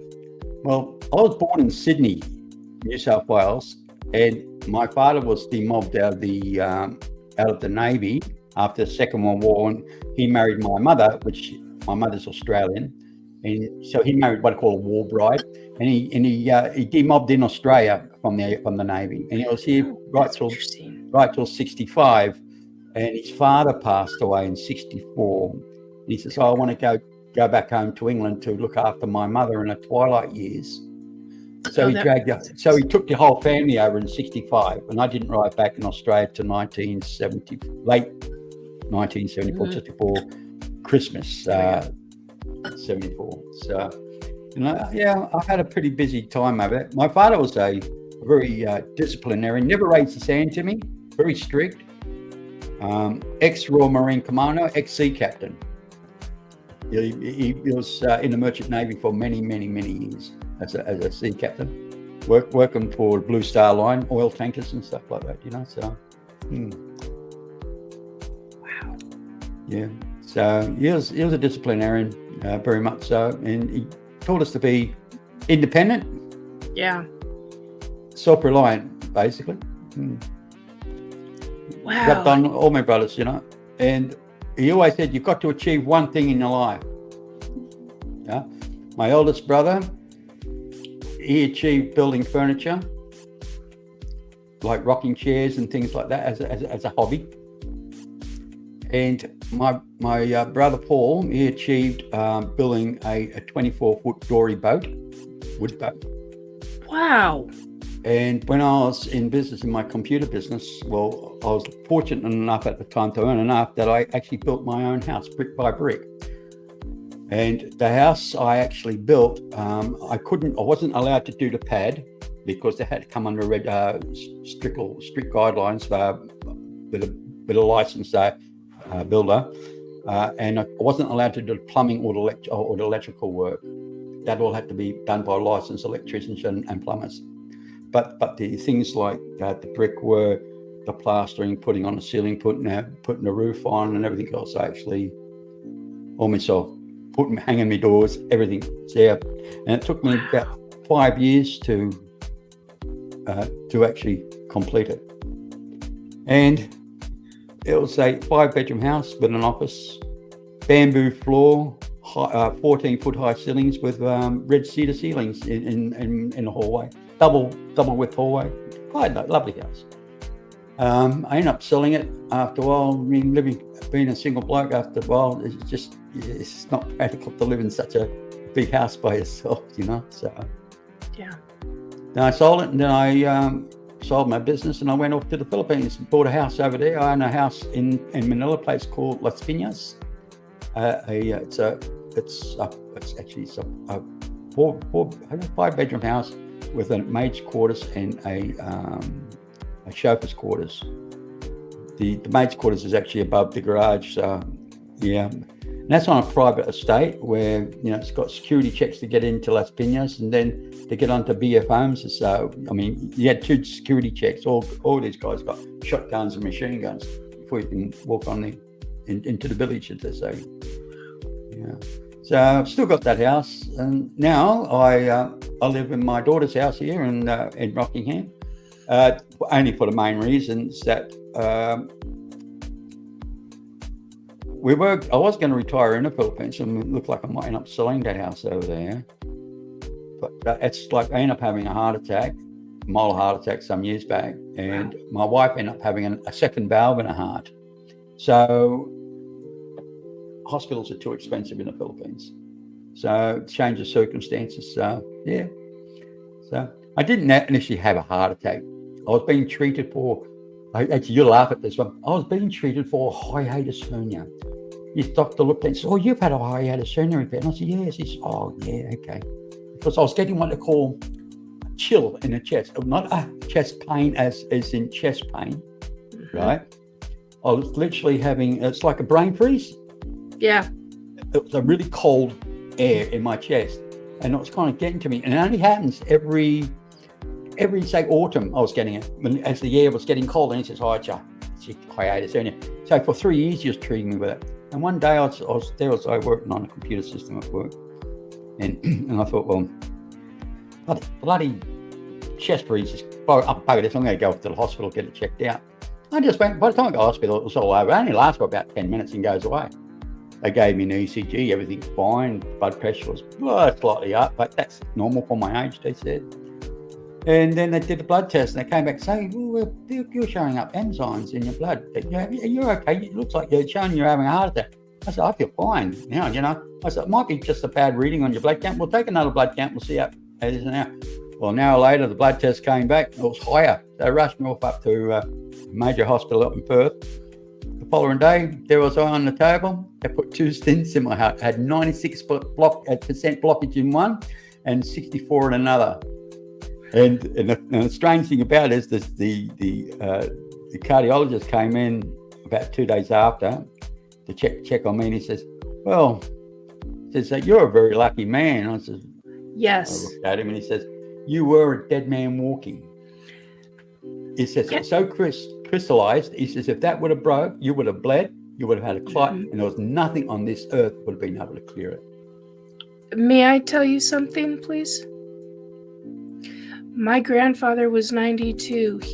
That was the exact number that he died from. He had a massive heart attack as he was painting a back porch. And when the coroner, the Seattle City coroner, talked to me, he started giving me the polite response. And I said, "Look, I know my medical stuff. I'm not a doctor, I'm not a nurse, but I know plenty of medical terms. Hit me with the real facts." He hit me with the real facts. Everything you just said, honey, you are fortunate to be alive. Yep. I know you know that, but I want you to know that, I mean, if my grandfather had taken care of the situation, he would have probably lived to 98, 100 years old. I mean, it's a very big deal. Well, I'm so glad you are here and you are well. Well, I can honestly say I'm an intuitive empath ever since my abduction in 1974. I won't go down. It's not about me, but since then, things I experienced, like I knew 24 hours there was something wrong in my family. I knew it's just something's wrong. Yeah. So I rang around every member in the family. "Are you okay? Okay." Even my mother, yes, everybody's okay. No, that night I was doing security. This is back in 1990. I was a security guard, mobile security guard, and I got a call over the radio saying, "You better call home." So your brother actually, and I says, "Okay." So I went to the nearest Video Easy store and said, "Can I use your phone?" "Yeah, no worries." I rang. He says, "Oh, Mum's in hospital. She's all right. She's sitting up in bed, blah, blah, blah." I just got home. Barry, my eldest brother, was there looking after her for the evening. So he said, "Just go in when you finish work." So off I went. There she was, sat up in bed, you know, happy as Larry, cheerful, talking, not a care in the world, laughing, you know. And then my other brother walked in, Paul, and she said, "Oh, I've seen all my boys now," and she's talking, and and everything. And she just looked at me and she went, you know what, son, I'm feeling a little bit tired. And I said, okay. So I just popped up the pillows behind her. I put my arms on her and sat her up into the pillows, you know, had my my right arm around her neck sort of thing, and her left hand in my left hand. She shut her eyes literally within 10 seconds. I just turned around and said to my brother, get the nurse for you, please. He just looked at me and I said, get the nurse, please, Paul. He said, why? Get the nurse, you know. So he went and got the nurse. Nurse came in, got the stethoscope out, said, your mother's passed. My brother looked at me and says, how did you know? He says, how did you know there was something wrong this morning when you called around everybody? How did you know? I says, I can't tell you. I don't know. I just knew. And I knew the same thing with my father as well. I was working in Kalgoorlie, that's a mining town. And I had the urge, I got to get back to Perth. I really got to get back to Perth to see my dad. And I was only back here a week. Managed to see him 3 times. And last day, he was just sitting there, just staring, had to stare straight into the ceiling sort of thing, just staring in watery eyes. And I just walked out and I said to the nurse, call me when my father passes, will you? She said, that's a strange thing to say, Mr. Beckworth, she said. I said, no, just call me, please. She says, yes, I'm on all night, If anything happens, I'll call you. Well, I got a call at 1 o'clock in the morning. And off I went. And I walked in, the nurse just looked at me. And she says, how would you have known? I don't. I just don't. I mean, you can't explain it. You just can't explain it. It's like, I just sense things sometimes. You look at the phone literally 2 or 3 seconds before it rings, and it's ringing, you know. And sometimes you know who it is before you answer the bloody phone, you know. It's scary at times, but hey, I don't have no superpowers or anything weird. Just I can't explain it. I really can't explain it. A friend of mine said to me, "You're an intuitive empath, Terry." That's what it is. That's what you do. You know? Thought about it, read up on it. Still doesn't resonate, but I just accept it now. I just accept it. Just yeah. Anyway, that's enough about me. So, and what about you, Nick? What's your gift, may I ask? You can ask anything you want, dear. I kid you not. I will tell you if I know or don't know. Are you into counseling or anything like that? No, I'm okay. I came out as a psychic medium. I publicly came out as a psychic medium in 2018.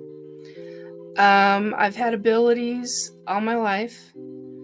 I've been an ET abductee since 2 that I can have tidbits of memory of that, but I have more memories of, where the hell is it? This experience, the Infinity Galaxy. That's actually something that I painted. That little thing is a spiral galaxy I saw on board a craft. That happened when I was 4 years old. Saw an ET in my bedroom when I was 7, and that put a kibosh on absolutely all the spirits I saw because I freaked out so badly. Can you describe that little being you actually saw in your bedroom? Oh, honey. It wasn't little.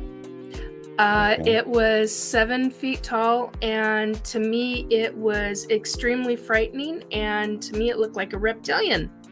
What we know as a reptilian. And so why I asked, I had a very similar experience when I was young. So sorry, yeah. About me. I'm listening to you. No, that's quite all right. You can ask me anything. So I freaked out, and I had begged her. It was because she was on my territory. What I have since realized over the last 5 years, it's because she was on my territory instead of me being on her territory on board craft. And she was in the process of putting me, short synopsis, she was in the process of putting me to bed. after returning me. I had seen her in plain view on board ship. She cloaked herself when she came in and brought me back into my home, into my bedroom. And I had begged and pleaded with her to show me what she looked like. I didn't realize that she would terrify me when she was in my own home.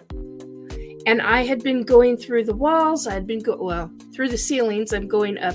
I had been going through the ceilings. I'd been going through the walls for a long time. A lot of it I didn't like, but I was used to it. So I've never, the only way I can understand that experience is to tell myself, well, she was on your turf, on your home environment, and that's why you freaked out. Because I remember her voice in my head when I was on board ship. So why would I freak out? So that's the only adult thing that I can think of. And can I add ask. this? Can I add this? With my experience, it only, even now, it's so vividly clear, like it only happened just a moments ago. Is it the same with you? It's like it's so. I mean, you forget what bill you had last couple of months. God, yes. or whatever. You can't remember all the letters you've had, but this one, boom, it's like it's branded in your mind. It's just so vividly clear. Yes. And it's like you can't shake it. You just can't shake it. Exactly, and that's exactly what it was like for me. The interesting thing is that after all these years, so I'm 55. I make no bones about. I'm not one of these women who are like, oh my God, I'm not going to tell you my age. That's just. I'm not one of those women. I don't give two shits. Yeah, I'm an old part. I'm 3 now. Yeah, I mean, you get it. So, I tell people flat out how old I am. I'm a Gen Xer, as they call us now, and I'm like, oh, for God's sake. So anyway, I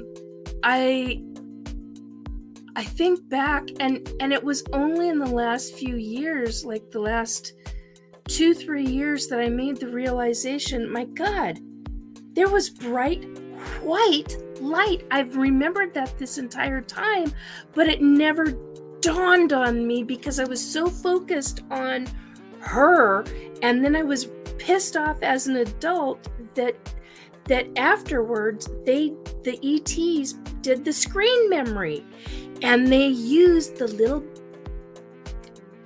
I gotta be nice because I really want to say BAS. Anyway. Yes. I have choice words. I received the message. I have choice words for it. But well I had a spirit who used to sing me to sleep because she knew that I was being abducted. And I had a hard time going to sleep. And my mom would always think that I was asleep, and I would fake asleep. I was very freaking good at it. And or I would get to a doze state, and I would doze, and I would wake up, and I would be upset. And it's kind of going off into a lot of different things here. But so she would sing to me to sleep many nights, not every single night, but most nights that's what she would do. And there were times that she would find me hiding in my closet or underneath my bed, mostly in my closet, because my little kid brain was like, they can't get me in here. Well, yes, they freaking can. Anyway, so she would sing me to sleep in bed. And they started using that after I lost my ever freaking little kid mind over the fact that I'm screaming bloody murder after begging and pleading with her to show me what she looks like. Oh, she showed me what she looks like, all right. And I've only ever come across 3 or 4 actual computer art or people that have actually drawn and then done the computer art over the drawings to make it look like a reptilian. Well, what I've seen with her, She was kind of this taupe color with it was like I saw every single muscle and vein on her. I was blue, so I saw she was red. She her muscles, it was like looking at, okay, imagine looking at a human without their skin, but they have skin. Mm. You are literally seeing a transparent. You're saying translucent. Translucent, yes. Yeah. Well, the thing is, Did I say yeah, I meant if you don't mind, translucent. if you don't mind me butting in here, Go, Finn, go for when it. I had my abduction, this being I confronted, there was other beings involved, little beings, but I couldn't move. I had what they call paralysis. All I can do was move Oh my yeah, eyes. been there. And I was floating down this hall, and I came to this large marble table with gold gilt around the edges of it. This man dressed in white, I would say with a Chinese collar. It's like a jumpsuit, just like a typical what people show. But there was no zippers, no seams, no nothing to it, and it fitted like a club. I would say to you, how the hell did it get gone? He had the most golden hair. I've seen that. The most aquatic blue eyes. But one thing I never heard anybody describe was the skin. Now the skin was like slightly translucent with a sheen. Yes. Mother of pearl. Yes. That's exactly what, nobody's mentioned that before. And you can ask anybody that say they've met these Nordic type people. They never mention the color of the skin. And this is something that, now, be honest with you, for years, since 1974, June the 24th, 1974, till approximately the year to 2000 and I'll say 6, roughly around that figure, I honestly believed that I had a near-death experience. I honestly believed I had a near-death experience. Yeah. I read that many books and nothing resonated. Now, at the birth of the internet with the dial-up modem and everything else, we didn't have MSN Messenger. We had bulletin boards. I started reading stuff on bulletin boards and people describing their abduction. And I came across one and it described this Nordic being and it resonated everything. Mm-hmm. Yeah, that's just what I was going to comment on was Nordic. But the thing was, in this experience I had, he actually told me one day I will know the truth. First of all, and for the reason why I believe it was a near-death experience, right? Mm-hmm. He showed me my life flash before my eyes within a split second, number one. Mm-hmm. I was actually watching myself playing in the streets with my neighbours, cricket in the middle of the street, like kids like playing baseball in the street in America. Yeah. It didn't feel like it was a memory. It felt like it was being taken out of me, like elastic band being pulled on my head. Oh my God, you're the only person that's described that. Sorry.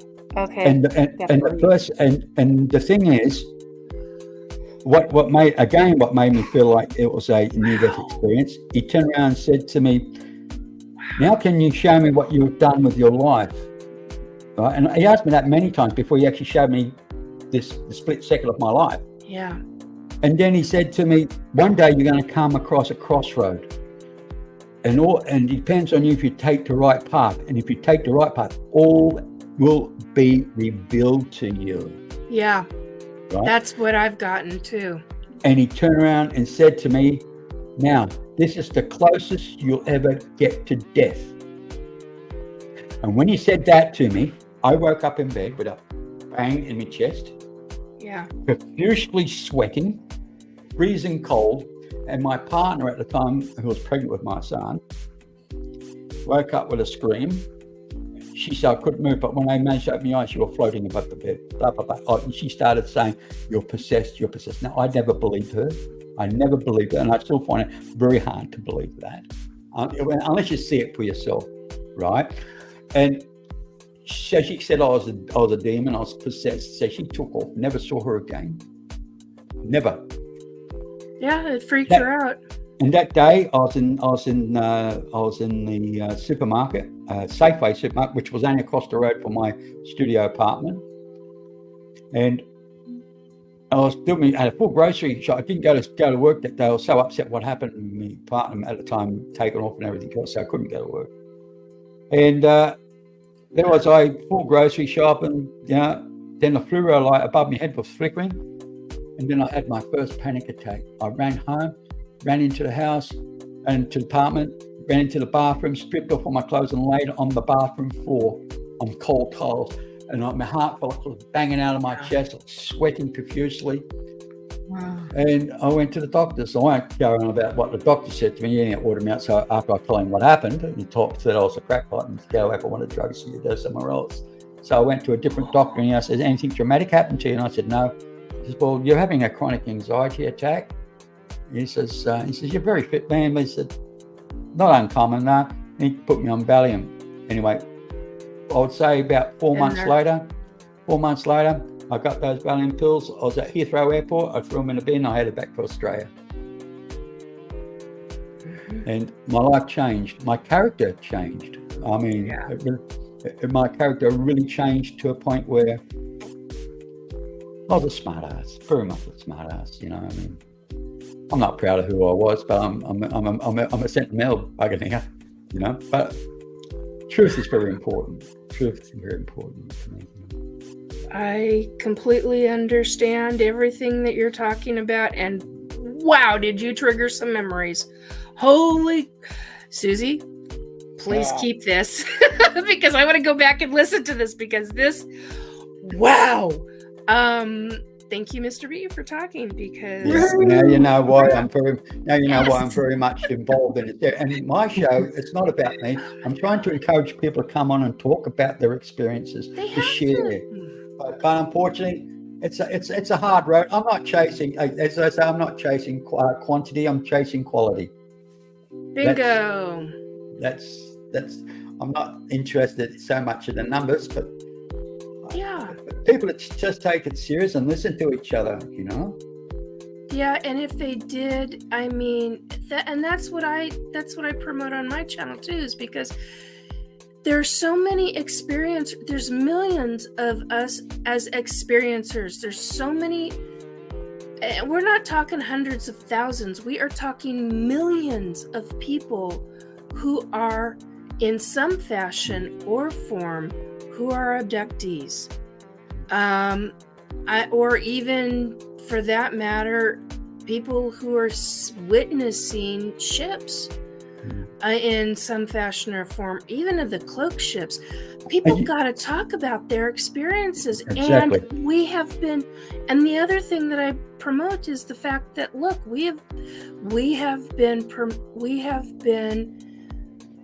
essentially not so much dumbed down. Yeah, I've talked about dumbing down, but it's not even that. We have been so much promoted that of hate of ETs and told that we are nuts and we are crazy because we've had these experiences and they don't exist. And it's like, this has been going on. I can give you a definitive year. I won't, because it'll get me into trouble and it'll tell pardon me, I am going to swear, the government asshats, because that's what I call them. That's what I've nicknamed them. Yes, exactly. But the government asshats, 91 years. This has been going on for 91 years, and there's been a deliberate a way of creating society across the globe to demonize and to, I mean, all of this stuff that we do about the hate and the, oh, you're stupid, and oh, you're this way, and oh, you're crazy, and it doesn't happen, and excuse me, it does happen. It's been going on for thousands of years. I believe so.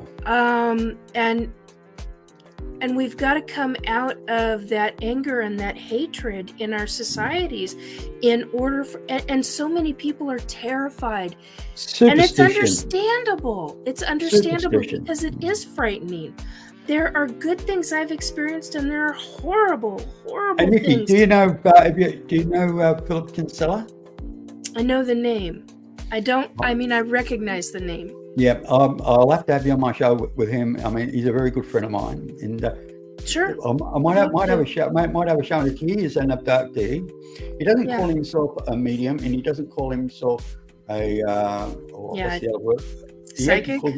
He doesn't call himself any of that. He calls himself what they call a translator. Really? Yes. See, I've never known what to call myself because I'm like in the psychic and the medium. He translates from that realm to this realm. He's the in between. He doesn't like being called medium or what's the other word? Psychic or another one. Intuitive. Or whatever. But yes, he's a really nice man. He's got a new book coming up. I forget the name of it, but he's got a book coming out. Going back. He's even got my name in it. I said, thank you. This is the first, you know. That's awesome. Yes, lovely man indeed, a real gentleman, and down to earth guy as well. He does a lot of documentaries in the UK. He's a public speaker. He was supposed to have gone off to Las Vegas on a conference as a speaker during the period of the COVID-19, but apparently COVID-19 today squashed that sort of thing. But so he'll be coming on the show sometime soon. So. And I'd love to have a panel of psychics, or I'll call them psychics, or what they call translators on there. Let's brainstorm and get it going, because every show I seem to have it's always about vibrations, waves, the cosmic, or it's about aliens or anything and things and UFOs and stuff. And really, at the end of the day, we're like in ufology, we're asking the wrong questions. We shouldn't be relying on Luis Elizondo. We should not be relying on Luis Elizondo or David Grush or any of those people. Look, I'll just call it. I'm not bad, man. I believe they're nice people. They are nice people, but they've got a job to do, and that's all I say. You do not get a top job in the government, a head of a department, right? That's a career man's job, right? Yep. And they are they go through so much training, psychological and profiling tests as well. They're not going to give these top jobs to people that are going to blow the whistle. The only way they're going to blow the whistle is being ordered to control the narrative. Yeah. Right? That's my input. Now, I'm not saying they're bad people, right? Let's get it straight. They're patriots doing their job. That's all they're doing. But now it's been since 2017 to today, with all the hype everybody's talking about, there's another meeting at Congress, nothing's happening. Every time it's like the bubble gets blown up and there comes a big bubble and then a bubble bursts and there's nothing there. But they got a new documentary, there's a new podcast, there's a new this, a new that, and they're all around these subjects, and it's taking people away from the real subject. Now, what should they be asking? Well, Congress, now let's cut through the bullshit. What about what happened in, sorry about the language, BS. What really happened in Roswell, and what really happened in Italy in 1933 in northern Italy, the spacecraft Mussolini got hold of, which the Germans worked on, right, during the Second World War. I mean, let's get to the truth. Well, we know aliens exist. We don't need to use to tell us about what's in the sky. We know what's in the sky. We know there's aliens. We're out of the millions and millions and millions and trillions of planets out there. I think we can't put ourselves as a center of the universe. Like I know I'm not center of the universe, and God in His beautiful wisdom just didn't create us, because if we're the only ones, He really stuffed up. I mean, as a species, He's really stuffed up, because who spends billions of dollars on weapons that go hypersonic speed to destroy the planet while people are starving in the street? Where's the logic and the intelligence and that goes to greed? I know. This is where I am. This is where I go in my thoughts, right? I see insanity around me, constant insanity. We are being led by fools and idiots and madmen. Hey, all lives matter. The planet matters. The planet itself is a living organism, but nobody wants to admit it. Anyway, that's my mind. The planet has a name. But yeah. Gaia? No, well, that's what we humans call her, but according to R. Keith Andrews, she told him to call. Oh no, Torah? no, hang on. It's not Terra. It's not Gaia. It's. Oh my God, now I can't think of it. Sorry. When I think of it, I'll pop it in. What about you, Joe? What's your thoughts on this, buddy? I don't have any. I mean, I enjoy listening to your guys. I don't really feel that I have had an experience. I don't know, but for whatever reason, I feel connected to all this conversation. I'm open to all of it, but I don't know why I understand it or what my interest is. But so Believe me, mate, there's one day going to come. You're going to be looking at your camera, and something's going to go right across that screen on your camera. All right, and you're going to say, what the hell have I got here? And it's going to be so profound to you. I believe it. I believe it. I just got something. We'll see if it's accurate. I literally got, you were standing in front of 3 ETs. I don't know any more than that. I literally felt teenager. You were a teenager. That's the sensation and the feeling. But 3 ETs. That's all I got. And I'm like, whoa. Okay, for you, Gerald. Yes. Oh wow. I don't know. We'll see if that pans out or if it means anything to you later on. It may be bunk, but that's what I got. Yeah, I sense a profound thing's going to happen. I sense it too. Well, I mean, we always have our cameras pointed up, or Jane does a lot of videotaping in the night sky. That's why we bought all this equipment and stuff. You've been led down this path, peripheral path. You haven't got a say in this, mate. It's like something in you is talking to your conscience, it's talking to your soul, and it's saying, put that up. Now we're ready. Okay, the show is on. It will happen. Believe me, it will happen, and I believe that. I believe it. Nothing happens for no reason. It's always a reason for everything. For whatever reason, the stuff that I know or stuff that comes to me, whether it's downloads or whatever, Jane calls me an alien all the time. I don't know. Well, at the moment, you can call me a vampire. She goes, how would you possibly know that? I said, I don't know. It just came to me. I had no idea. It's me makeup on you. I don't. As I say, see his face. He doesn't care. I do care, really, but this is all just a disguise. Susie, you're on mute. That was good. I said, it's okay. We can cover your face with something. With a paintbrush on the screen. Let's just paint out there, you know? Put some bubbles on your face. Hey, by the way, my name B comes from my surname is Beckwith, as in Beckwith, and everybody used to call my mum Mrs. B. And then as I got older, everybody started calling me Mr. B. And so B's actually, it wasn't necessarily a swear word, you know. But my mother used to call me a little B when I was in trouble. You little. I knew it was me. She used to call my brothers by their first name, but I always had that B. And I used to run. My mum used to be the one that dealt the punishment out. I used to get whipped by my mother. Leather belt. Yes, buckle and all. Did I deserve it? Nah, yeah, I don't know. No. I got a handmade wooden spoon on my butt when I was a kid. It hurts, doesn't it? Yeah, you got it. Where's the camera? About yay long. No, but very painful. Actually, I'll tell you something. I enjoy coming on Susie's show. I really do. I find it so relaxing, and most of all, it's the quality of people. That's what I'm after. The quality of people. Yeah, same.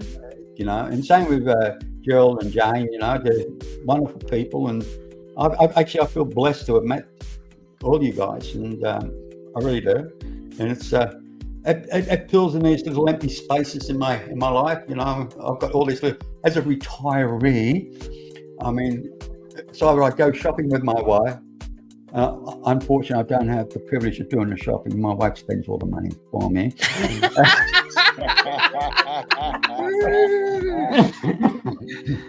Hey, I tell you, she swore, mate, don't worry, look, mate, I tell you, so I just said, yeah, take the card, go for it, and I tell you, she doesn't go silly. If anybody goes silly, I don't spend much at all. I spend very little. And, but when I do go spending, I'll buy things like a $2,500 Bose speakers for the TV or something, right? But it's not for me. I buy something really expensive, worthwhile, but it's for everybody. Yeah. It's not for me personally. Yeah, it's I for the used to do family. that. It's for everyone. And that's Yeah. the way I am. And God, hey, I'm a type of person. I've got about 20 black T-shirts. Do I wear the same clothes all the time? No, I have a clean T-shirt. Black. Why? Because it hides my man boobs. I'm being honest. Don't we all kind of like hold our little tummies in and say, you know, oh God, I'm putting on a bit of weight here. Oh, honey, I'm just gonna be blunt. I'm morbidly obese. I had a dog tonight that was like, there was another person on the other end of the couch from me, and on this beautiful leather couch, gigantic dog, and the dog wanted to be with the other person. And what was in front of my face? A wagging tail and an ass. And I'm like, dude, You're off out of me face. yeah, get me. I love dogs, don't get me wrong, but it just cracked me up. And you know, you what a, I haven't been around animals in a long time, so it was really wonderful to, but I didn't expect an ass in my face. Did I see it gagging there? Let's just put it this way, I was very glad he didn't have gas. As often as his rear was in my face. Oh, wonderful. Yeah, guys, I'm really enjoying myself here. Oh, you gotta laugh. Poor Susie looks tired. She really does. I know. Goodness knows eyes, Susie. Oh, actually, It was 4:20 about 20 minutes ago. she's not. She hasn't got bloodshot eyes. Just heavy eyelids. Just heavy eyelids. I'm looking down. That's why. I was gonna say, yeah, she's got the camera angled down differently. There you go.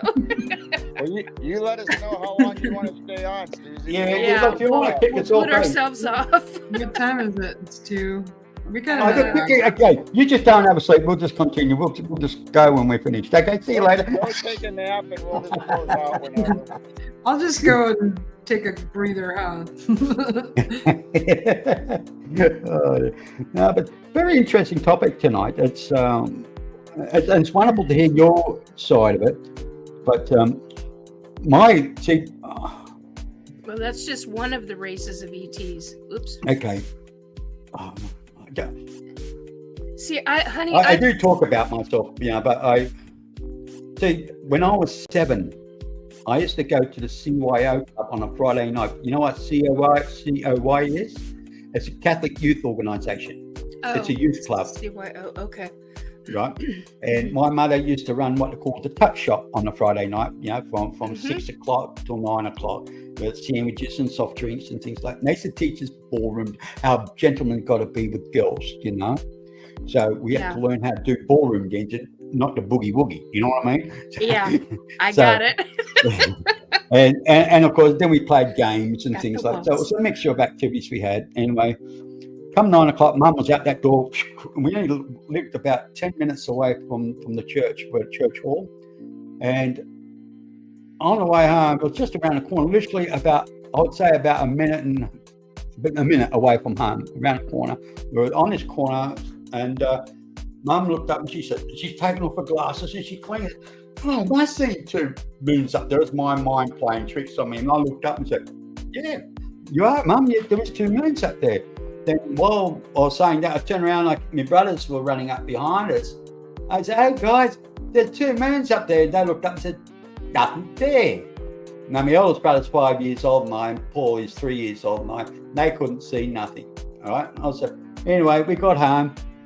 father's waiting at the front door. Where the hell have you guys been? Now, normally we get home by about 15 to say maybe 20 past, the latest. At 9, right? And it was 10 to 10. There was literally over half an hour missing in our time. Now, we didn't think about it because we didn't know nothing about missing times or anything in those days, right? Ignorance is a bliss, as they say. And anyway, we didn't have a TV set. We had the old radiogram, the big old-fashioned radiogram, runs on valves, and they had the most deepest bass sound to it, a beautiful bass sound. And it said, I think, what was it? It was a radio show, Roy Rogers or some bloody thing, radio show was on at that time. And then there was newsflash, UFO seen over Sydney. I'm so, must have been, I must have seen something, must have been a UFO it's seen. Yeah, okay. Then she turned and says, okay, young fella, says, I'm 7 at the time. I said, come on, go and wash yourself, brush your teeth, get off the bed now, come on. So off I went to done all my ablutions and went to bed. Anyway, I can't recall what time it was in the morning. I woke up. I shared a bedroom with my brother. He had a single bed next to me in the same room. It was a large bedroom. He had his bed on my right hand side. I was on the left hand side wall, and the door into the room was on the left hand side on the same wall my bed was up against. I woke up and it was the middle of the night sometime, no clue what time it was, and all I saw was this little white being just walking into the room, and he walked in between the two beds. It illuminated. It was like a fluorescent person. And he walked between our beds, and he looked over my brother, and he looked down at him. I was staring at him, and I know his head was turned facing my brother. And when he turned to come towards me, I screamed and shouted, you know. And within moments, my mum and dad were there. Literally in less than 10 seconds they were there. There's nothing there, and my dad says, "Oh, your imaginations go off." There's a white shirt hanging up behind the door, and all you see was there was a sleeve hanging out, right? And my mum says, "It's an optical illusion." And my dad said, "Come on, son, don't let your imagination play trick. Suck it up, go back to sleep. Come on." As I said, my father was a very much a kind of a disciplinarian, right? And of course, I just listened to my dad. Anyway, I had these visitations every 6 months, on the odd occasion, 3 times a year. These beings would have been about my height, about 4.5 foot tall. No eyes, no nose, no mouth, no ears, just a humanoid shape, right? Long arms, 4 digits on each hand with long fingers, right? So as I said, you see no eyes, no nose, no mouth, just illuminated being. And every time I used to see it, I just shove my head on a pillow, under the blanket, and just shut my eyes and go to sleep. Now, I was getting this from the age of 7 to the age I was 13. Now, the last time that happened to me, now I nearly freaked out when you turned around and said you were talking about Gerald with 3 aliens, because I thought you were actually seeing what I saw for a moment there. There were three beings in the room. I woke up in a sitting up position in bed. But I see there was 2 in it, but the one that's over me went like this to me with his finger. Didn't say nothing, just went like that. But when I looked down, my leg on my thigh, it was an open wound about 3.5 inches on my thigh. And he was holding something like something like that in his hand, right? I don't know. I've never had an X-ray on it, but I get the feeling he took it out of my leg. That's the message. He took it out of my leg. But when he went like that to me, I fell back to sleep. When I woke up, the first thing I looked at was my leg. No scar. Yep. That's no just nothing. No scar. No nothing. Nothing whatsoever. Yep. So I just put it down as my imagination. But that was the last time I had those beings visiting me. Now, 3 years ago, here am I. You know, as you get older, your skin goes dry, flakier, you get age spots and everything else comes along with age, you know. Yep. There am I having a shower and I'm foliating. And as I'm foliating my leg, look, I saw a scar. It's the most faintest scar. It's about, and I thought, no, it must be the hairs on my legs kind of part and just give me So I called my wife. Mary, come and have a look. And she came and had a look, and I said, is that a scar there, you know? She looked at, yeah, where do you have that? I said, if I told you, you wouldn't believe me. Because I know I had no injury. It's only in my old age, as my skin tone changed, that the scar has now become visible. Oh my God. Is that what's going to happen? Okay. So, this wrist, I had human surgery on. Okay. It was right up in here for carpal tunnel. Yep. The ETs, 1.25 years later, did carpal tunnel surgery on this right up in, well, okay, I'm not doing it right up in through here.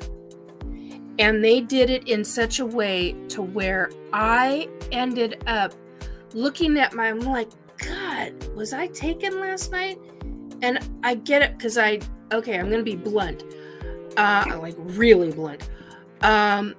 What I have learned is when I come back from craft, because the air pressure is different on board craft in comparison to when you are literally put back in your home, the air pressure is completely different. You gotta, quote unquote, piss like a racehorse. I got up to run to the bathroom and I went, oh my God. Something wasn't right. And it wasn't until I went to grab for I'm going to be blunt again, grab for the toilet paper that I looked at my wrist and I'm like, why is my wrist bright red? Oh my God, that looks exactly like what my other scar did. Okay, so here's the thing. What you just said, I got pictures of that. Less than 12 hours later, it was gone. You could not see a single thing. If I had not have taken the pictures when I did out of the bathroom within a few minutes of noticing it, it would have been completely invisible. So I'm 55. May I ask how old you are and you're fine with? Yep, I'm 73. You're 73. Okay, so by the time I'm in my 70s, any of the scars that I've had on my body, you've just made me aware, and everybody else who is an ET abductee that has had surgery. That means that our skin is going to, when it is in the process of changing, it will show those visible scars that the ETs have done. Exactly. Oh my God, okay, thank you. I could give you a great big hug and a kiss on the cheek for that. I kid you not. Do you know how big of a deal that is? It's a big deal. That is major news to me. Yeah. I never would have put that together if you had not have said that. You know, even today, I still get emotional about a lot of things like this. You know, it helps to. That's huge. Have you ever heard of a lady called Mary Rodwell?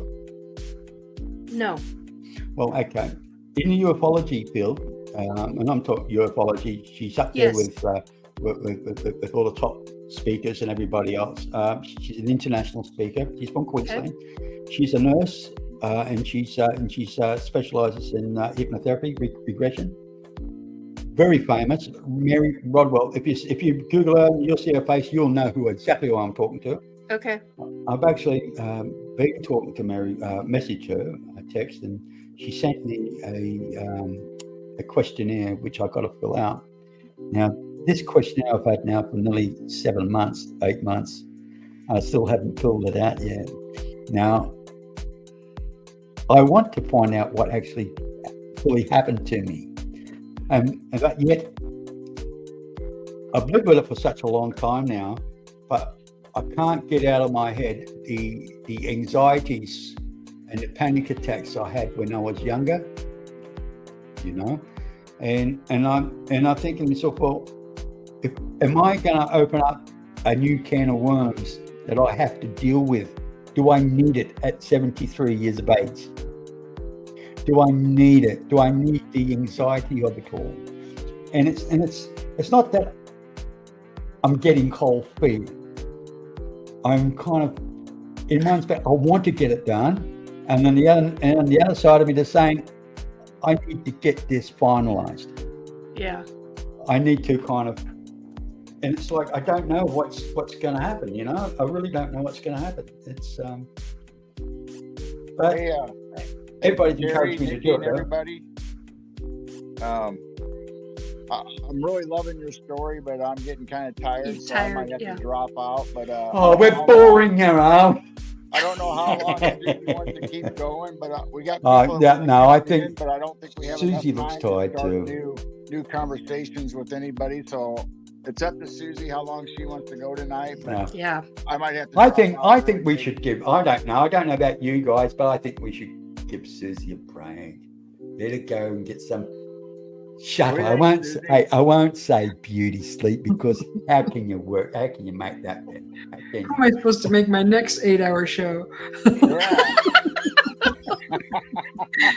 Yeah. It's up to you, Susie. She, I you know just she's wanted to going put up and that out boarding there us, that, don't you? She's like, oh no. I just wanted to Yeah. put out there we have people that would like to come on, but I just don't think we can last and have another whole new story and try to get involved and be fair to everybody. Yeah. But what? Look, I'm into what Susie does. I'm into what you Joe, and Jane do. I mean, I think it's absolutely wonderful. And now Thank you. I've heard Nikki's story, which I think is absolutely marvelous. And Go to my channel, Thank you you'll very much. And thank you hear for a sharing. lot. Do I have you on my Facebook, Nope. Nikki? No. Nope. Hit me up. Hey, well, listen. First of all, actually, Susie, Yes. can you send Nikki my email address? Right, and in the email address, Yes. I'll give it. I'll do Well, that. Actually, I can put stuff. Hey, Mr. B's Truth Seekers, Terrence. Hang on. I can put it in our private chat. Hang on a sec. I gotta think about it. Yeah, that's right. I forgot about that. How silly of me, right? Just on a sec, I'll just put this in here. Well, Susie, it's up to you whenever you want to call it. I didn't know how much longer you wanted to go, or What time is it? well, it's 3:30 a.m. here in Central Time. I don't know about you 2:30. guys. And it's 1:28 a.m. here in Pacific time. What? How are Yeah. you that early? Earlier than me? Where are you, Susie? What state? The Arizona. The Arizona. So you're an hour ahead of me. Yeah. How is that possible? What? I'm in Pacific. Anyway, you'll see me with a spacesuit on. Okay. With, Yeah. I'll oh, keep an eye open for you. Yeah, thought he yeah. said- Well, do us a favor, go and send the friends request, and I'll accept it. And if there's no room there, I'll make room for you. No worries. Let me. I'm looking right Uh-oh. now, so I can. I hope I'm still going to be there by tomorrow when I wake up. Mate, No kidding. I've got 5,000 or 4,000. I think I've got 4,999. So there should be space there. I've got over 2.5 grand in my group, and then I've got, I don't know, about 2,000 or 3,000 followers, or and If somewhere I else. can't find you tomorrow, I'm going to know what happened. I'm going to know. they'll never I'm know. gonna know. They'll They'll Well, never know. You guys will have Why if you does it watch me come show up? tomorrow, you guys will have a giggle. You'll be watching me keeping me bloody mouth shut and go, It doesn't come up. Okay, that's interesting. All kinds of truth seekers come up, but you're not coming up. just Fascinating. type in Terrence P. Yeah, I will. Let's see. Come on. Oh, you're not going to let me change it. Oh, you're being a pain in the butt. Come on. Aha. Aha. Ah, It comes out with Beckwith. yep. Does it? Okay. No, I've got a few accounts. Yeah, I was one's just going to Terrence say P. there's two of them that I'm seeing. One in a spacesuit. Yes, there you are. Okay, gotcha. Got it. Excellent. And I'm clicking on follow, and I'm going to click. Oh, come on. And I'm going to click on message because I don't know. Hello. I don't need to view the file. Hello. It's Nikki. Okay. And I will accept you. Come on. Oh, just Well, it's a follow. It's not showing that it's I've a. got to accept you. Oh, he'll change that for you. Oh, Ah, there we go. Add as a friend. Okay, gotcha. Okay. That was hidden. He's had Jim Goodall on his show. Oh, you and I are good mates. Ooh. He's on tomorrow. Nice. Yeah. Yeah. Yeah, I've seen him a couple times on his Yeah, show. if you- then I might even add a link halfway during the show and let them have the little mouth, because they usually go on for about 2.5 hours. Long for a show, but that's okay. I'm getting used to this now. And Jim's a talker too, from what I remember. I was supposed to Oh, go yeah. on with Jim with Lynn So if you guys Wallington. want to come on and stick your bib in and say, I can have up to 10 guests, so. Terry got so desperate he let me come on the show once or twice. You can come on anytime. I'll put a link in the actual public chat. You can, quite willing to come and join me. Terry, The guys will love invited it me too. on the show so I could sit there and listen to Jim and Robert talk all night. See, my mates, they swear. They say things like effery. I'll say the word effery, but you know what I'm talking about. And they swear, but they don't do it every second word. Yeah. So I've got a question for you. Yes. In Perth, what time are you right now? In Perth right now, it's 5:32 p.m. PM. Okay, hang on a second. My brain's going to take a second to kick in. So 5. So Whereabouts are you Eastern Standard Time? So you're essentially, how I have to think of you is 4 hours ahead. 4 hours ahead of me. Yeah, I'm Pacific time on the US.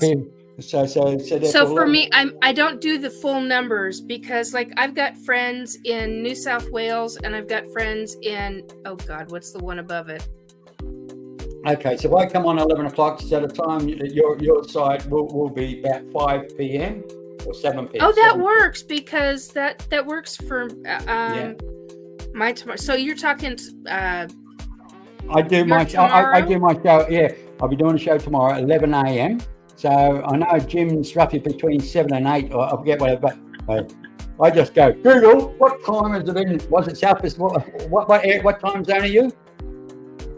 I'm 1:33 a.m. right now, Pacific time.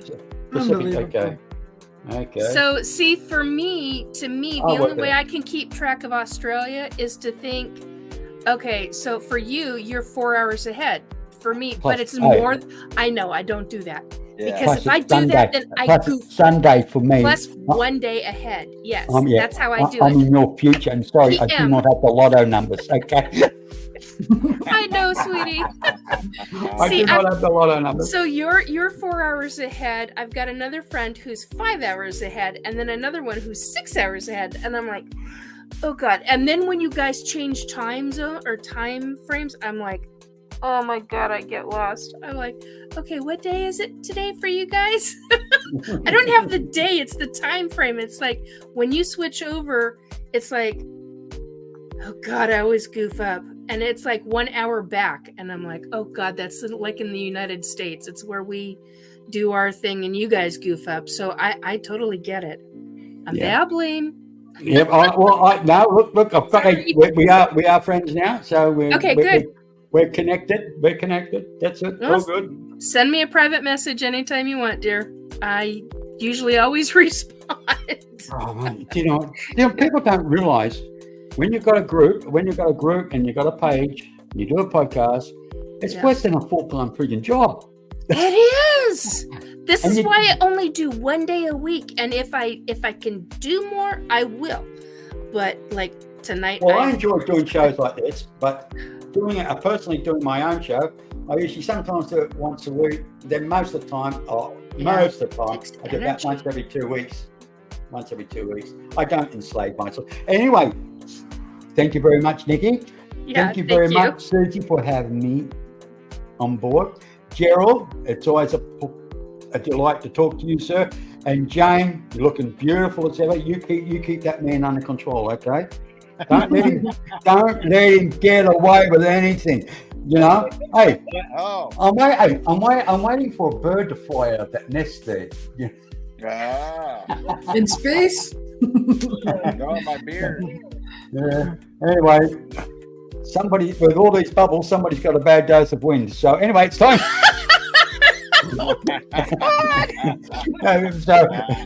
You got now. This made me want to go to the toilet. Come on. I don't Anyway, know how guys, we can get hey. much better than that. I think we just got to go ahead and end the show, I guess. I think Yeah. so. Yeah. Oh my god. Hey, I've got a joke. It's a clean joke. I've got a joke Okay. before I go. All right, It's a clean. This boy went up to his dad and said, "Dad, I've met a girl at school, and she's gorgeous, and I want to date her." His father looked at his son, "You can't date her." He said, "Why?" "She's your sister." "Oh God, Dad." Okay. About a month later, he said, "Dad, I found myself another girl. She's gorgeous. I want to date her. Can I date her?" He said, "Son, you can't date her. She's your sister." He got so upset, he went to his mum. "Mum, Dad says I can't date these girls because he says they're my sisters." She said, "Don't, you can date anyone you want, sweetie, because he's not your father." Oh shit. I just realized what it is. Sorry, Susie. Oh my god. All right. Yeah, that's put a smile on your doll. So, good night. Love you all. Hey, be I think good. that'll be a good time to end. Thank you for coming. Thank you, Love Susie. you too. Thank you very much. Catch you later, guys. All right. Bye-bye take now. care. I Okay. gotta... Where's All the right. leave button? Where's the leave button? Where's the leave button? I know there's a leave button. I always goof this up. There's a circle with an X through There it. you are. Okay. Good night, Nikki. Good night. Good Love night. you. Love you. Love you guys. Thank you for too. coming. Yeah. Okay, where is it? There you are. Okay. Now I got the mouse. Okay, bye guys. Bye. Party, party. God. Okay, bye. Bye. Oh, what happened? Oh, wow. What we got going on That's here? crazy. Oh my goodness. Oh. Oh, now what are we doing? What happened? Oh. It's so crazy. Oh, there we go. Look at that. There, now we can see Jane sitting in her chair. Oh, wow. Well, this That has was an been awesome, fun, Susie. awesome show tonight. Birthday show. This has been really fun. I enjoyed it. Yeah. It's been really nice. Oh. I'm going to sleep good. What are we going to do tomorrow later on? I think we should do a wine painting show or something, or maybe a fire chat, whichever one you decide. Well, they both sound good. Maybe we can do both of them. Yeah, maybe you can start Wine off with early one and go to the fire. other. Fire later so you don't see me all slunched over, falling over. No. No, whichever one would be fine. Yeah, that's going to be fun. Well, we'll go ahead and call it a night. And thanks for having us an after birthday party or whatever you want to call this, or my second birthday party, I guess. Mm-hmm. Yeah, the continuation, huh? He's just going to keep Yeah. partying all the rest of the weekend. The rest of the party's going to have to be in my dreams, though. Have lots of balloons. Well, I'll let you know if I get a lot of balloons in my dream. Okay. That's cute. I think All I'm right, going to well, put let's the... let you end the show, and we love you, and thank you very much, and it's been fun. Yes, it has. Love you, Jane. Love you, Carol. All right. See you tomorrow. They're going to know. They'll never know.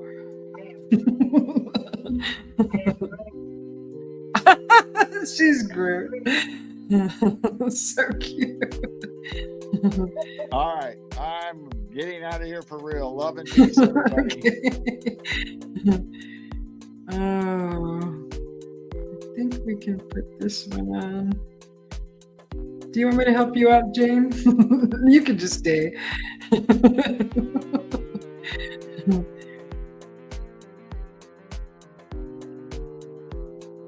Let's see, I think it's... Hey, I can unmute myself now. Oh, why didn't you do that 10 hours ago? Because we had an echo. We're sitting next to each other. Oh, that's right.